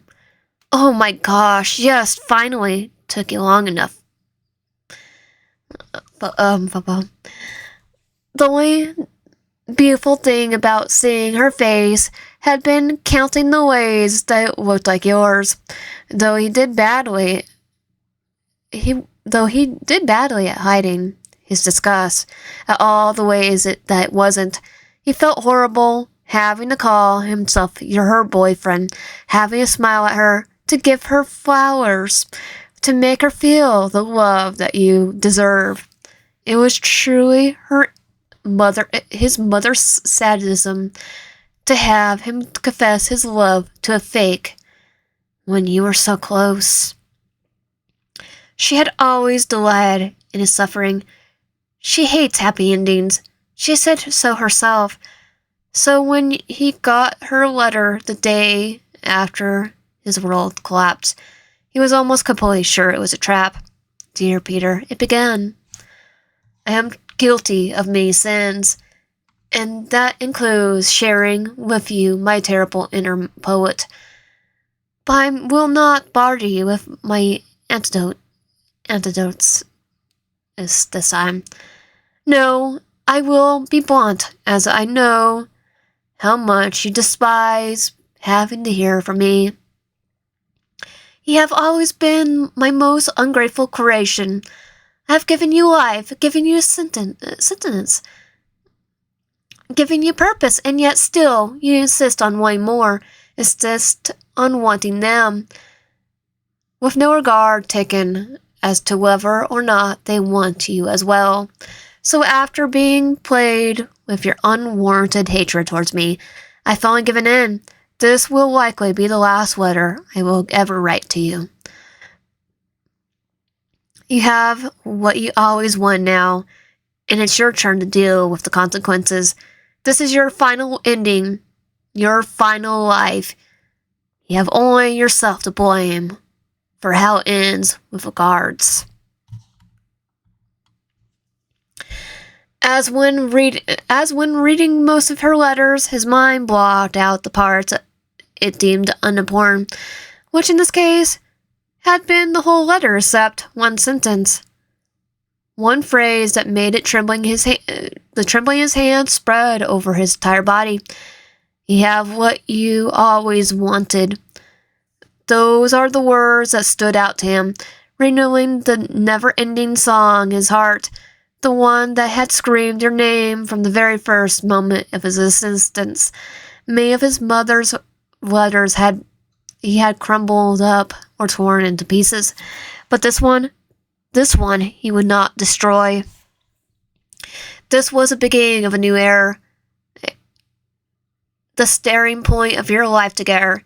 He had already ordered a frame to display the letter above his shrine. The final piece to complete it all, you were sitting on his bed right now. The thought alone had him imagine things that if said out loud, would assure him a place in the insane asylum.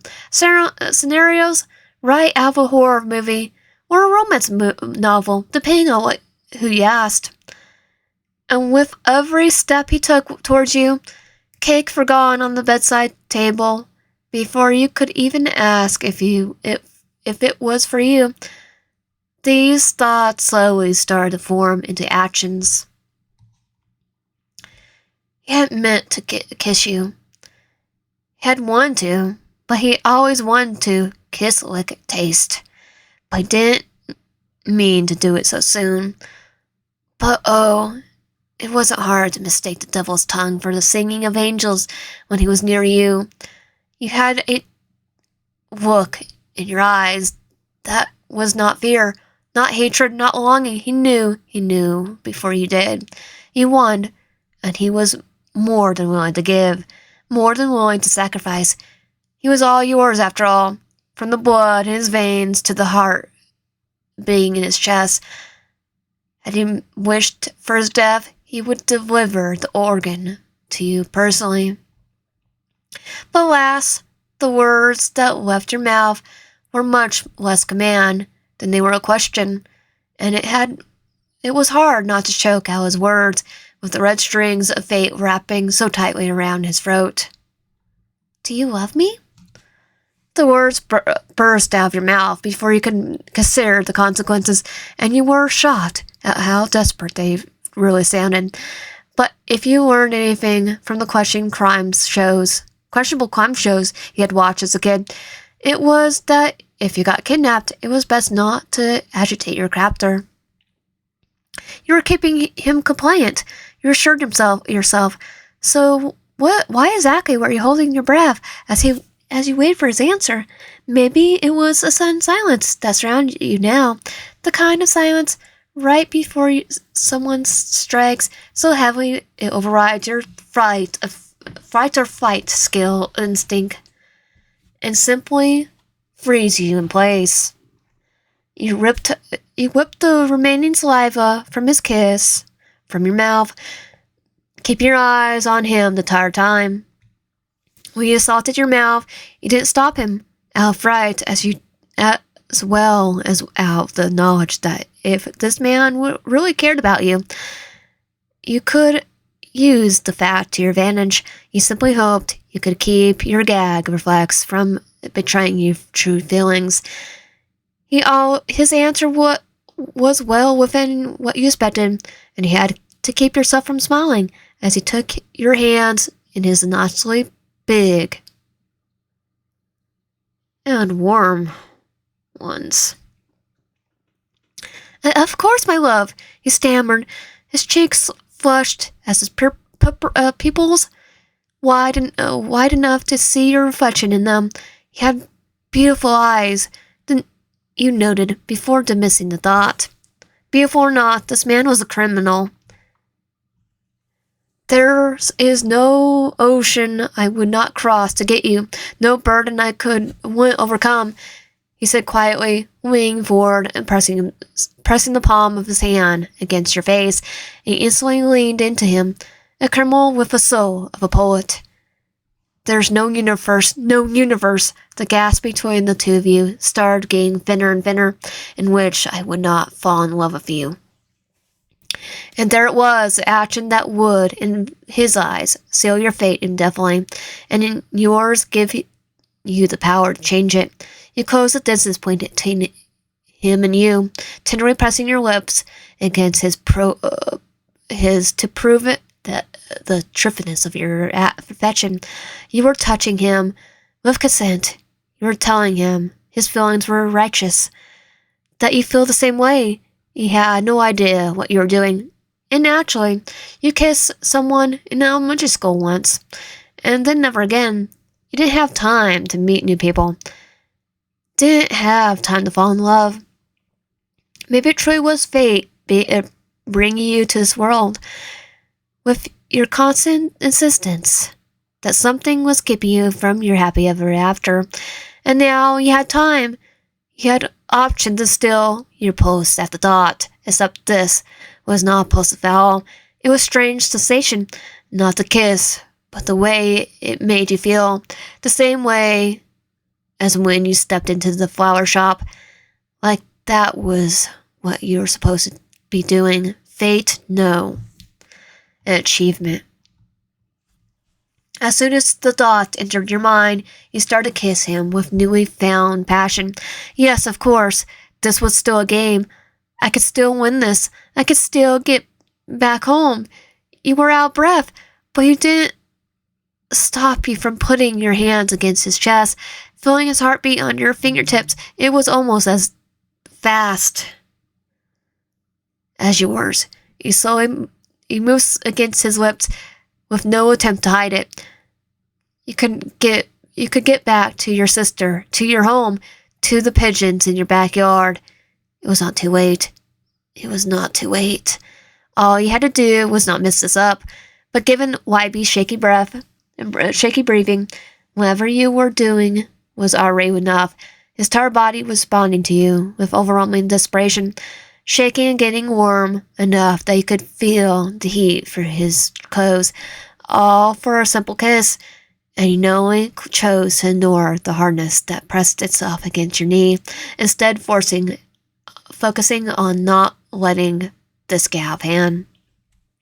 You might want to get back home, but not at the risk of losing your V-card, not to this man. You suddenly felt something wet propping your lips, which showed you that it was time for you to part. But when you heard him whimper a brief please, your body reacted against all that was rational, and you opened your mouth for his sporing. Well, this was a video game after all. So does this really count? Chapter 12, Cold Chains and Love Bites. There was something powerful about this, the way his lips melted into yours, weighing so hard to take over, yet holding back, scared that he went too fast and you would break away. He touched you the same, fingers shaking, tracing your frame, like it disappear under his fingertips if he added just a little pressure. Who would have thought a kiss could let someone set someone aflame in this way? Wayne is all his mind could scream. Need is all he felt. His shivered as your hands caressed the back of his head, urging him to deepen the kiss. He obliged happily, letting gravity work its magic as you ripped over and landed on your back with a soft thud, breaking the kiss with the sweetness of your still on his tongue. He gazed lovingly down your body, though the hardness in his pants spoke of nothing else but his never-ending desire for you. He couldn't help but take a moment to see the true beauty of having you under him. Your cheeks shade darker, and strands of your hair falling in your face. You were glowing in the subtle light shining through his bedroom window. He wished he wouldn't get so emotional at a time like this, but the realization hit him that now, finally, his life would begin.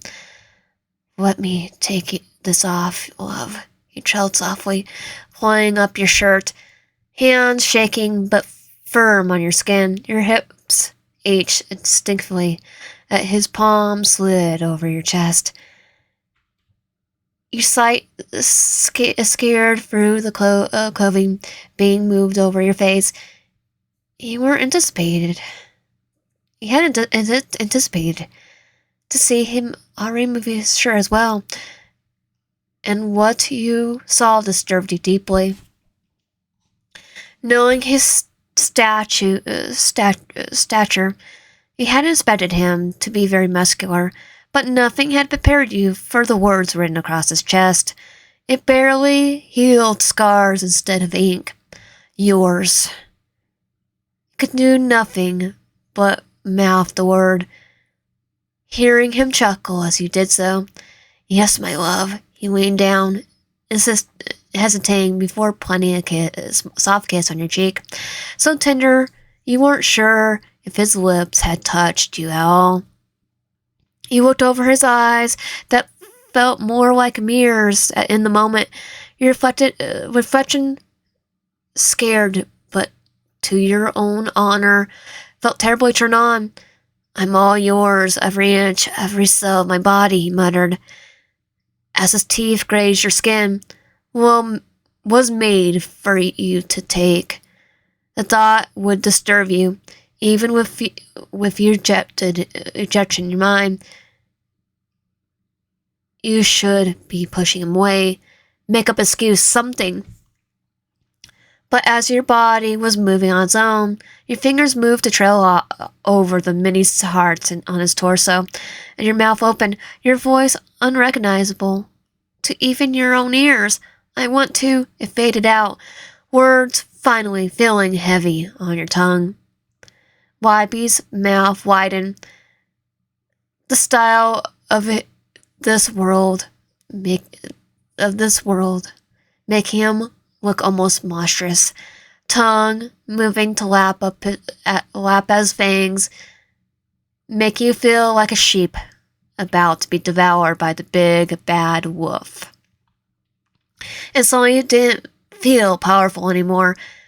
The way he reacted had you believe him to be at your mercy, but it was getting more and more obvious that he was only behaving for your approval. That there was no way he was backing down now that you'd given him this opportunity. But as long as you kept this up, you should be able to keep the upper hand. So, in an attempt to take back control, you take a deep breath and push yourself up. His height still made you look little in comparison, but you could see from the expression on his face he was taken back. You grinned and repeated your words with more confidence now. I want to see how far they'll go. Crap, love, he leaned forward again, but you cut him off. Lay down. The hand on his chest began to push, and for a moment you pondered what you'd do if he didn't obey, if he challenged you, could even win. But your worry washed away as he did what you asked, the lack of hesitation making you wonder, like this?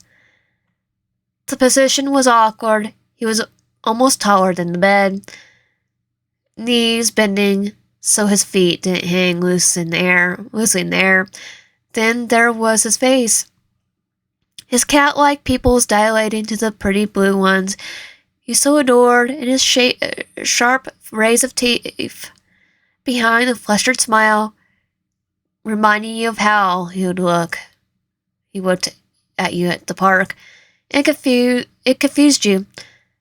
How he could be so dominant, and then, like a switch, look so adorable and innocent, like the textbook definition of a psychopath. Regardless, you moved to straddle him, making a show of it as you slid a finger gently over his crotch. His fingers shrugged against you. You laughed, eyes half lidded, as you looked down at him. Eager, aren't we? Come on, baby, please. He choked on his words, his hand squeezing your thighs to contain himself.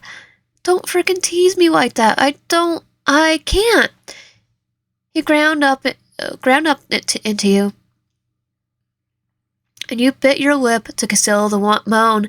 This was bad. This was the worst possible outcome. Stockholm Syndrome isn't even real, but somehow you caught it right after just a day of being with this. Could you even call him a man? This character, which was made for you, made to love you, to please you. You pushed those thoughts into the back of your mind. You needed to keep a level head now. This man was beyond dangerous. For all you knew, he could have a knife hidden under the pillow right now, ready to be used if you decide to. He wasn't your soulmate after all. An idea popped into your head at the thought. These flesh by my darling? Darling? He repeated the pet name as if he couldn't believe that came out of your mouth instead of his.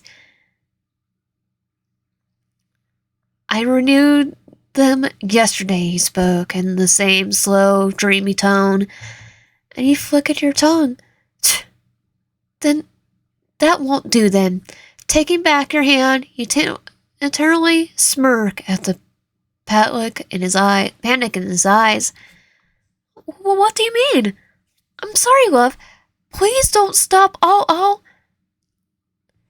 You made it look like you wanted to get up, only to have him stop you by grabbing your arms. There's a knife, he shouted, his voice sounding like he was about to cry just from the thought of you leaving him in bed alone. Though seeing it, the awful, plainful look between his legs, playful looking between his legs, that was no surprise. A knife, you repeated, trying to keep your expression neutral. Bingo. Yes, over there in the bottom right drawer. He nodded to the bedside table, and you leaned over to open it, ignoring his sharp intake of breath as you involuntarily rubbed against him. The drawer slid open quietly, and your eyes widened as you spotted the small flip knife. It was almost too good, too easy. You reached towards it and held it in your hand like it would be taken away from you any moment. Flipping it open, he turned to face Wybie again. His eyes, too, were reflected on the small weapon. His cheeks are red and his breathing heavy, yet he looked unsure, and out of the corner of your eye, you could see his hand over at your side, ready to react if he made any sudden movements. You both knew what kind of position you were in now, what power you suddenly had, but you weren't stupid enough to let it go just because you gotten too eager. Patience was one of your biggest virtues, after all. You set the sharp edge of the knife down at the first heart, your hand shaking. Were you really about to cut him? And was this lunatic really about to let you? You glanced back down at him and saw him still staring at the blade. Now with a excited smile, you took a deep breath, trying to keep up your flirty persona. The first cut made you jump.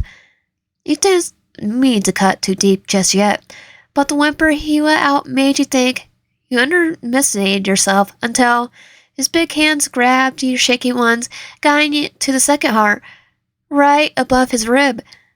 There was blood on the knife, and your eyes snapped up with the specification of finding anger or fear on his face. But you were wrong. Don't be scared, love. Go on, he grinned with a drool running down his mouth. I can handle it. Don't worry. Are you sure about that? He flickered your wrist again, attempting to sound cocky, but letting your worry slip through instead. Yes, just like that, he moaned, leaning beneath you. I have no idea. I knew you were perfect, but this, another cut, and another. You're everything I could ever frickin' imagine. He laughed, his voice slurring as his tongue started to hang out of his mouth. He felt dizzy.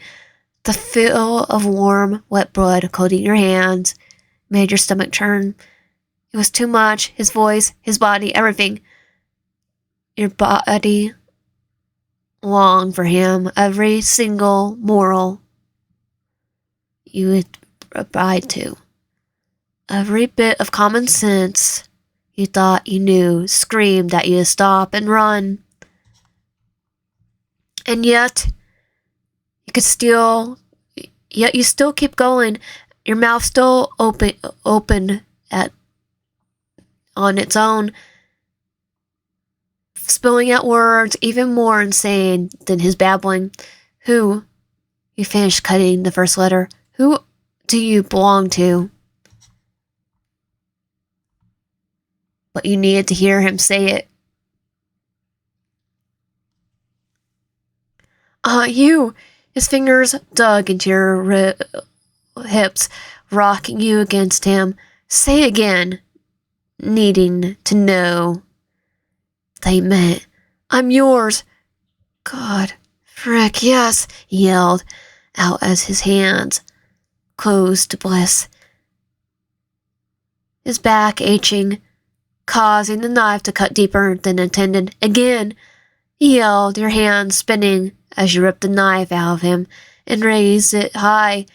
This was your chance. Stab this fricker, this sick freak, and use it as an opportunity to escape. It was easy, like your best chance to survive whatever he had in store for you. Your hand kept still above him. You couldn't do it. Your body wouldn't let you. Like there was a visible force keeping you in place. Tears started to quietly pour from your eyes as your arm began to weak. What the crap is wrong with me? Chapter 13, To Kiss the Hand That Beats You. It shouldn't be possible to suffocate on air, but still you were at a loss of breath. Do it, you kept screaming at yourself. Do it, do it, do it.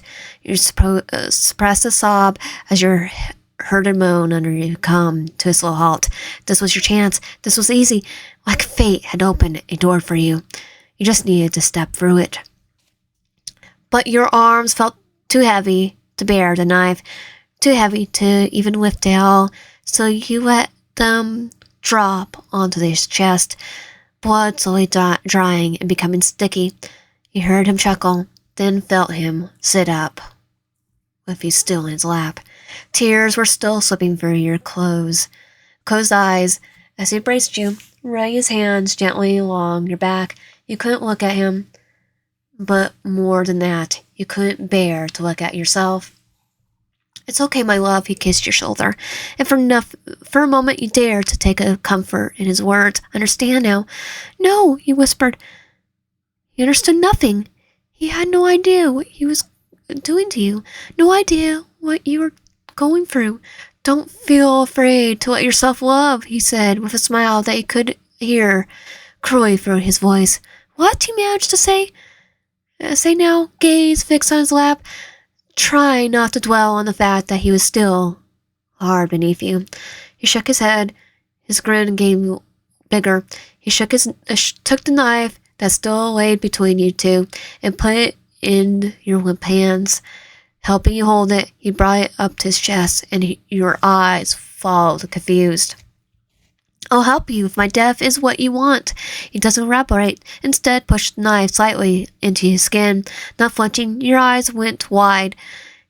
Hands automatically pulling away. He doesn't let you. There would be no ending sweeter than for me to die by your hands. His voice was calm, like it was in any way a normal situation.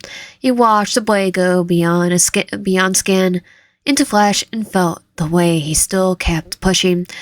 By now, he's suppressing pained groans, but his face was expressing nothing of the sorts. Stop it, you chastised. like he would a child, but when he still kept going, your tone became more erratic. Come on, you can stop now. You pull away with all your might, tears fraying to spill again. Finally, he let go. You took a deep breath. As you clenched the knife closely to your chest, thoughts escaping, now long forgotten. Your eyebrows frowned, anger rising. What the? You chuckled, but not in a happy way. What the heck, man? Was he really that freaking about to freaking kill RP himself? Words burst out of your mouth uncontrollably, with the kind of fury they would have needed moments ago. Are you insane? What if I actually did it? What if you slipped and you freaking died? Then what then? He yelled. He simply looked at you with the stupid smile of his. Were you really going to leave me alone like this? Your breath hitched at feeling your own words as he let out a laugh that made you jump. Loud and hearty, his voice echoed, his body trembling against yours, but he leaned forward towards you, giving you a quick peck on the lips before you could stop him. You have a strange way of showing your love, darling. He wiped his fingers over your cheeks, wiping away the tears. Swiped his fingers over your cheeks, wiping away the tears that brushing aside your hair. I don't love you, you wanted to spat him, but the words tasted bitter on your tongue, so you stayed quiet. I knew you wouldn't go through with it, but I honestly didn't expect you to be so worried for me. I continued anyways, looking at the side with a flustered smile. You felt a smile tug at the corner of your lips. You honestly couldn't tell if you felt like laughing or crying right now. Your emotions felt far too much and yet so far away. Maybe you were still on the drugs he gave you. It would explain how irrational you were behaving, at least. His eyes met yours again, and with a similar glint from before still lingering, but now it's a lot softer. You felt him massage circles into your hips, one hand moving to push at your pants. Body recovering, you scoot away. He frowned, but let you. Please don't, you whimper. The fire from before still remained, but you know you couldn't handle any more right now. You needed time to prepare, if anything. To your surprise, the hand that was about to reach for yours stopped in its tracks, instead laid gently on your cuff eye. You heard him sigh, a smile sting across your heart.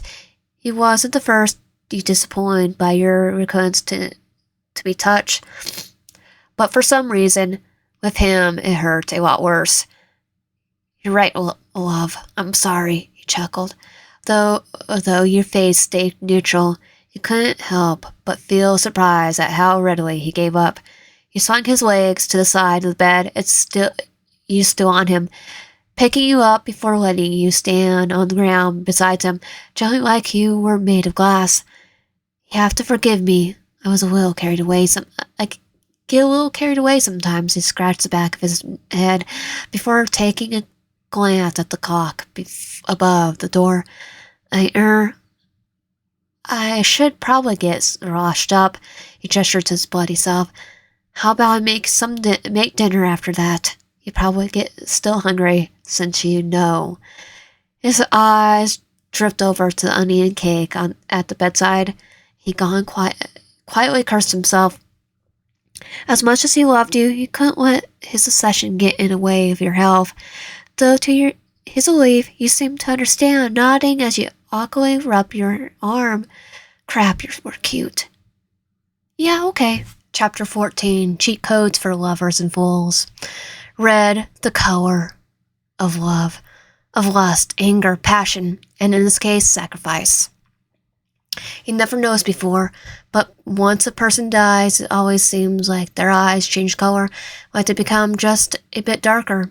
He wondered if this was their soul leaving their body. He hoped so. He hoped so. For there to be a soul would solidify his belief that you were soulmates. Though in the end, it was probably just blood, clouding the eyeballs and the red hue. He hummed a sweet tune as he pondered the thought. The sticky red liquid in the bucket blew his workshop. He never understood why his mother felt the need to add people besides him into this world, to torture him, of course. But then, why would she name me after him? It wasn't a problem, though. He's a quick learner and quiet to his feet. So the tiniest task that his murder was worth riddling you of any distractions. You were his, only his, he shuddered. His poor heart had still not recovered from what you'd done 2 moments ago. To kiss you, to feel you press against him, to make him swear besides himself to you. If only you knew the true lengths he'd go to prove his devotion, his obsession, his thought about every possible scenario in the nights in his bed felt too empty to bear his hollow bones. And there was nothing he could think of that could part him from you. Things twisted enough that they would never cross your mind. Innocent as you were, you never carved his name into your skin, touched yourself as you smelled turf of his hair, salivate at the thought of taking a bite out of his thigh. He had to take a moment, lean against the bench, as he smelled the rot in the air, trying to ground himself. He wished you did. He wants you to want him like that. He wants to be soft with you, gentle and loving, but he's so freaking tired of all this yearning. He wants to devour you, and he wants you to enjoy it like he did today. Have him cry out your name as you claim him on his knees. Even he'll beg until his legs cave in, and to have a taste of you on his tongue. Would you let him lap it up like a little dog, hand on his throat? Would you? If he offered you the knife again, would you do it? Carve your name into him?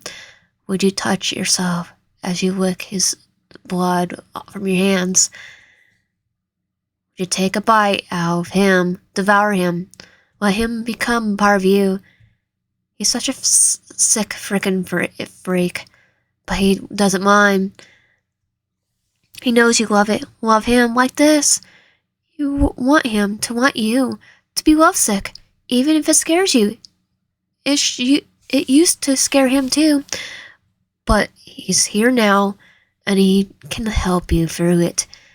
But the red clinging onto his clothes reminded him that there was still work to do still then. He took a deep breath and lay out before he picked up the handsaw. Your eyes didn't leave the door. It's a trap, it must be. There's no way he was stupid enough to leave you alone like this. But you didn't hear him lock it, and the fact burned into the back of your mind like a wildfire, screaming as you take the chance to run as fast and as far as you could, and yet the steps he took were gentle, as he wouldn't notice you running if you did it slow enough. Once you reached the door, you took a peek outside, listening for any movement and hearing none, short of your own breathing that was growing shakier by the second. What would happen if you stepped outside? What if he caught you? Would he tie you up again, touch you, hurt you, kill you? Or worse, would he continue what you started? The thought sent a shiver down your spine. that you convinced yourself was caused by disgust, but whatever he had in store for you in terms of punishment would be worth the taking of the chance of escape. Fueled only by anger and the rising need to see your sister's face again, you took your first step outside, then another and another. Before you could stop yourself, you were running down the hallway, hoping none of the doors would open to greet you. After what felt like an eternity, you finally reached the front door, stopping dead in your tracks. But why? Why the heck were you stopping? Don't stop! Don't stop! Run now! Your hand lay still above the doorknob, your bloodshot eyes reflected by the surface. You were inches away, and yet you couldn't reach. You heard footsteps, starting to feel dizzy, erasing your life flash past your eyes as another one of its open doors shut tightly before you. Darling? Letting out a shaky breath, your eyes shut up to meet his, reflected, relaxed and gentle, his loving smile only fading as his eyes moved to your hand, mentally connecting the dots he sighed. Go on, love, he whispered, stepping back and gestured to the door. I won't keep you against your will. You couldn't get the words out, but your expression must have been enough to betray your utter confusion, because he chuckled, eyes glossing over with tears. I'm sorry, he said quietly. I'm too impatient, I know it, but I couldn't resist anymore. I mean, how could I? Have you so close to me. His eyes meet. He meets your eyes then, not caring to finish his sentence, as he silently pleading with you, and you cursed yourself the way your heart spread up. For the first time, you weren't out of the door already. You couldn't trust him. He stalked you, kidnapped you, kissed you without consent. Heck, he even took off you cutting him. You couldn't trust him, but you could use him. The thought came to you out of nowhere. You took a moment to consider it. You didn't know what was waiting you outside, even if you got away. Even if you somehow found your way back home, you knew no one else was aware of their fictionality, nor did you have any indications of how to get into the real world. You could stay this world, him, and leave the mummy found an opening.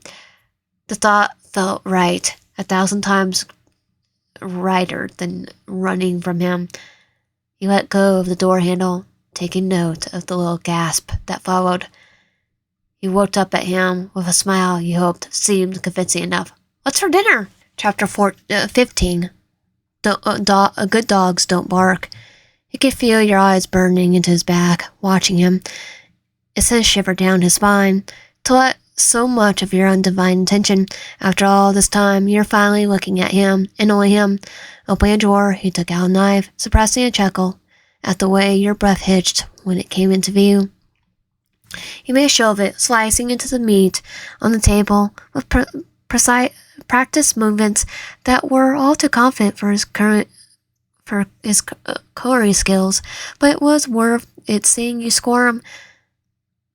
What was this little head of yours imagining, he wondered. The blood on his hands were yours.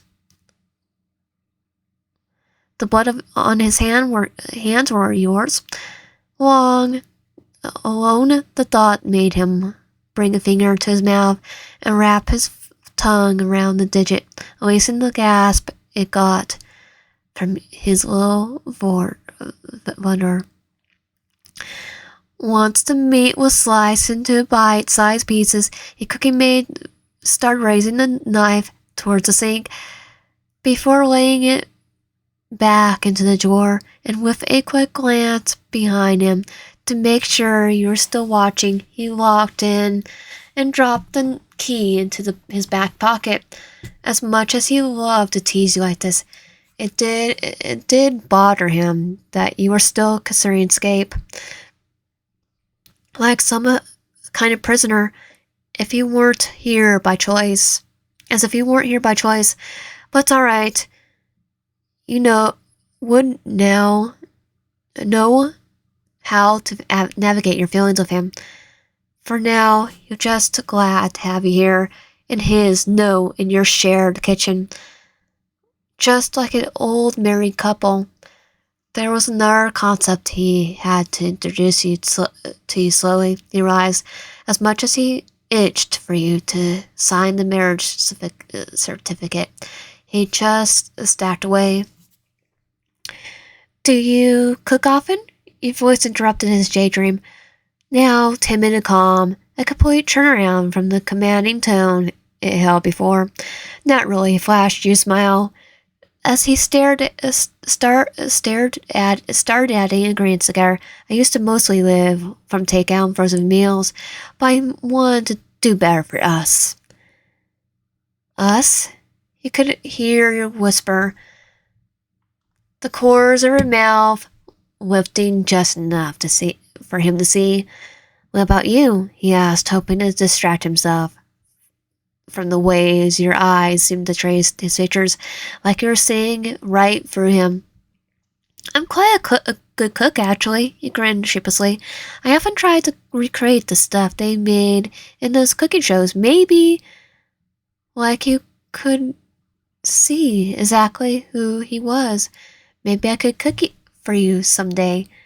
And he looked so hopeful that he almost said yes, just to fulfill his desire to give you everything you want. But the red still staining his fingertips kept him from making that mistake. Someday, he winked, pretending not to see her smile fade as he turned back to the stove. After your edible meal, you resigned yourself to what was likely going to be your room for the foreseeable future. The first thing you did was search for a key to the door, but of course to no avail. Looking around, you then noticed the other things in it. A dressing scene, a mirror, a bookshelf, a desk, and holy cow! Sitting on the desk, you saw a large black computer. Try not to get your hopes up. You slowly walked over to it, your hand shaking as you pressed the button to turn on. It rolled awake in a few seconds, after which you were greeted by one of those standard opening screens and, please enter password. Oh, the frickin', you cursed, glaring at the door as if he could hear you. He showed a silent middle finger, then turned back to the computer and started to type in whatever came to mind, not really expecting anything to happen. 1, 2, 3, 4, 5. Rat, his name, your birthday. Wait, his? What is his birthday? You made a mental note to ask him about it, then turned the device off with a heavy sigh. These wretched things dared to bring you into this crap hole, but didn't even have the decency to help you get out of it. No, you thought, as you turned to the bookshelf to get your mind off things. It's not not a complete crap hole. The room you were assigned was actually pretty compared to the apartment you woke up in. Anyways, it was organized, clean, and despite the lack of windows, it somehow still managed to smell pleasant of flowers. The thought brought your gaze to the little cactus he had brought for you, sitting on one of the shelves, still adored with the red bow that the lady had put on it. It even had a little name tag written next to it. You took it into your hands and read it. You couldn't help laughing a little. Crap. But the cactus was the only thing familiar. Your eyes, as you looked over the books, recognized them from when you cleaned up the mess your character had left in their room in it, their old room in it. He obviously put a lot of effort into making you comfortable, and it made you think, how long had he planned to take you here? It brought you back to your first interaction at the park bench. We can finally be together after all this time, he said, and he looked so relieved just to have you sit beside him, just to be near you. And the most pathetic part of you felt almost good. It felt good to be one like this, to be desired, to have your mere presence brighten someone's day, and somehow, somewhere, in the darkest corner of your mind, still saying the voice telling you that you're right to tell him the way about a man who had done things any normal person would consider unforgivable. But you shut it down, clinging on to your last thread of rationality like a starved man onto a grain of rice. Right now, you're safe, but you were also powerless and you needed that to change if you wanted to get out of here. You looked towards the door again, your stomach filling with dread. Wabby jumped as he heard the knock on his door. He scrambled to get up and open it. As he looked down with wide eyes, he saw you standing there, seeming to just as surprised as he was. Didn't expect to see you again so soon, darling. He gestured for you to come inside. As he saw you eyeing the room behind him, you were hesitant for a moment, then stepped inside. Your eyes filled briefly to his monitor, then back up at him.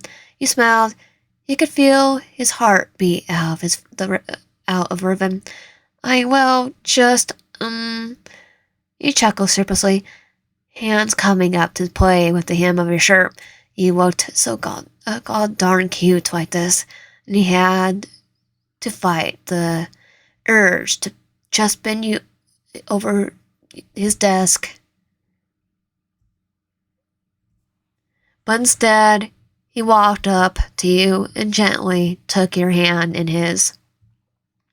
It's okay, love. Take your time. I saw the cactus, he stated simply. Thank you. He couldn't help but chuckle. About to tell you that there was no comparison to how you made him feel. Only to be cut off. Thank you for everything, I mean. You shook your head as you gestured vaguely. My room, this house, it's way better than what I'm used to. And it's so wonderfully quiet as well. You sighed, taking a moment to breathe before you smiled at him again, laying out a final thanks. And for a moment, you both stayed quiet, his voice stuck in his throat as he did a silent prayer of thanks. To whoever God might be listening, he didn't deserve you. You were too good for him. In the way, too good to him as well, he realized he was no fool. There was this mischievous glint in your eyes, the one he last saw when you were crying your name into him, something he wouldn't be supposed to experiencing again. Where that your attention. But that sweet side of you, though it wasn't real as of now, did exist. And right now he felt like indulging in the fantasy that you were showing it to him, and he was sure that one day you will, and he's not planning on losing his patience again. He took your hand in his mouth, kissing it softly, as he kept his eyes locked on you with yours. It's a feat, my love. But he is, you exclaimed, apparently shocked at your own volume as you lowered your voice again, looking down with a sigh, and somehow you could tell that what you said next was genuine. I feel bad living here without giving you anything in return, and don't lie and say I already giving you enough, or any of that cheesy crap. He snorted at that, letting go of your hand to praise his own above his heart, as if swearing on something. Well, I don't know what else to do, to tell you, he shrugged. You said everything I ever want. You're everything I want ever wanted. For now, I care. You could use me as a doormat. For all I care, you could use me as a doormat. And I love you just the same. You were quiet for a moment, thinking on his words before he laughed. I told you not to be cheesy. But I suppose I shouldn't have expected any better from. He drifted off as you looked over his room. It wasn't even half the size as yours, barely fitting a desk and a bed. Did you always sleep here? You questioned, getting a hum in spots. Actually, a lot of space. It's actually a lot of space if you compare it to your closet. He chuckled casually, like it was just a funny little memory. He wrapped an arm around you, and you were inclined to rip it off and slap him for that reply, opting to shoot him a glare instead. Dude, that's creepy. That's crap. He laughed, scratching his head when he realized you were being serious. Sorry. Oh, I'm just glad I get to be honest with you now. Trust matters in a relationship, and I don't want to hide my feelings from you anymore. You don't know me. You could feel the mask slipping. It's bad enough that he thought any of the depravity he unleashed on you was romantic. But to claim that his feelings for you were real was downright ridiculous. Your response almost caught him off guard, and he began to stammer. What do you mean, darling? But you don't budge. Swallowing your anger, you held his gaze and spoke calmly. You don't know me.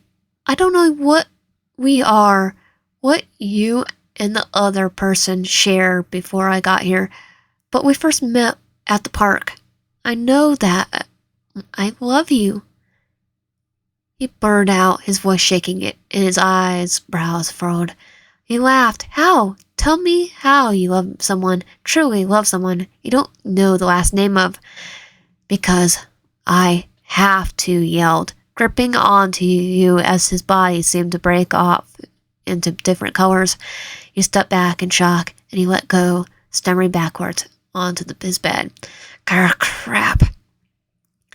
He groaned, holding his head. What the heck was that? I'm fine. I'm fine. He muttered, his voice cracking slightly. Defying your parental instincts, you watch him for a moment before sitting down next to him with a sigh. Hesitating slightly, you put a hand on his shoulder, surprised to feel him jump at your chunch. I'm sorry. What? I'm sorry, you repeated, not making eye contact. I guess I can't. I can't fathom how anyone could claim to love someone like me. I mean, you continue to mumble as you stare down at your feet, words suddenly seeming hard to find. I don't think you would still if you truly knew me. Lion, hearing your name, you slowly move to meet his gaze, and that's when his lips meet yours. Chapter 16, yours truly. He wasn't gentle anymore. His hands held both of your wrists in a stronghold above your head that let the rope he used on you previously seem uncomfortable, and he was keeping you from getting any air with the way he forced your mouths together, his tongue breaking past your lips with ease, feeding inch after inch down your throat, all the while whining like an animal starved. You knew how desperate he was from the start, but this was different. Like he was trying to prove something. Panic setting in, he forced your legs closed, shocked when you weren't met with resistance from him. In fact, when one of his hands moved from your waist, instead of sliding under your shirt, he used to hold your face, forcing you to look at him. He broke the kiss so abruptly as he had started it, both of you taking a moment to catch your breath. stings of strains of spit still connecting you to him. And suddenly, those same ocean eyes, wild and full of turbulence, now looked at you with pacific stillness. The kind of creeping silence right before a storm hits, and you knew this. Something had changed. You couldn't recall a single moment when you met in which he hadn't been watching you, but as a little sense as it made, now for the first time, it felt like he was choosing you, not who you supposed to be, not what he wants you to be. You. It was perplexing enough to momentarily distract you from tears silently raining down his face and dripping onto yours. Please, he mouthed, voice falling as his body began to shake above you. More tears fell. You couldn't bring yourself to wipe them away. Please, he said again, and you wondered if he even knew what he was asking. I just want me. Let us, I promise, he sobbed. I can. He lets go of your wrist and immediately crawled away from him, but he just sat there, crying. Let me get to know you, he said, finally ripping his gaze from you in a way that almost seemed to pain him. It's okay, right? We can still work this out, right? Please. You couldn't bring yourself to answer him. Your voice was stuck in your throat, and even if you could get the words out, what would he even say? I love you, he stated, his voice without a slightest hint of his usual surly tone. I could do nothing but love you. God, after all the blood I shed for you. He glanced down at his chest to where you'd cut him, but he only sighed and shook his head in response. He only now noticed how tired he looked. No, not my blood. What? What? He blurted out, earning a chuckle from him as he seemed to try to compose himself. When I said I was made for you, darling, I wasn't lying. I belong to you. Only you. He took your hand in his, placing it above his heart. Just have me, please. Hate me, hurt me, whatever you need, but I can't. He closed his eyes to stop himself from crying, yet a few tears still managed to spill from him. I can't be without you again. I won't. With finality, you hadn't encountered with him yet. He spoke, finally looking at you again. So can you go ahead and test my devotion however you wish, because I promise you I will prove myself every single time. He sat in silence for a moment, taking in the meaning of his words. There was something deeply wrong with him. It was obvious in the ways he spoke of you, like you alone were the only thing left in this world. An angel amongst men, to be corrupted, for you to be with anyone but him. It had made you see him as little less than a monster, some abusive freak. Made it to satisfy whatever weird fantasy the creator of the world had. But his tears weren't fiction. At the core of him, you could see now was something far more than a simple obsession. I'm all yours. Every inch, every cell of my body was made just for you to take.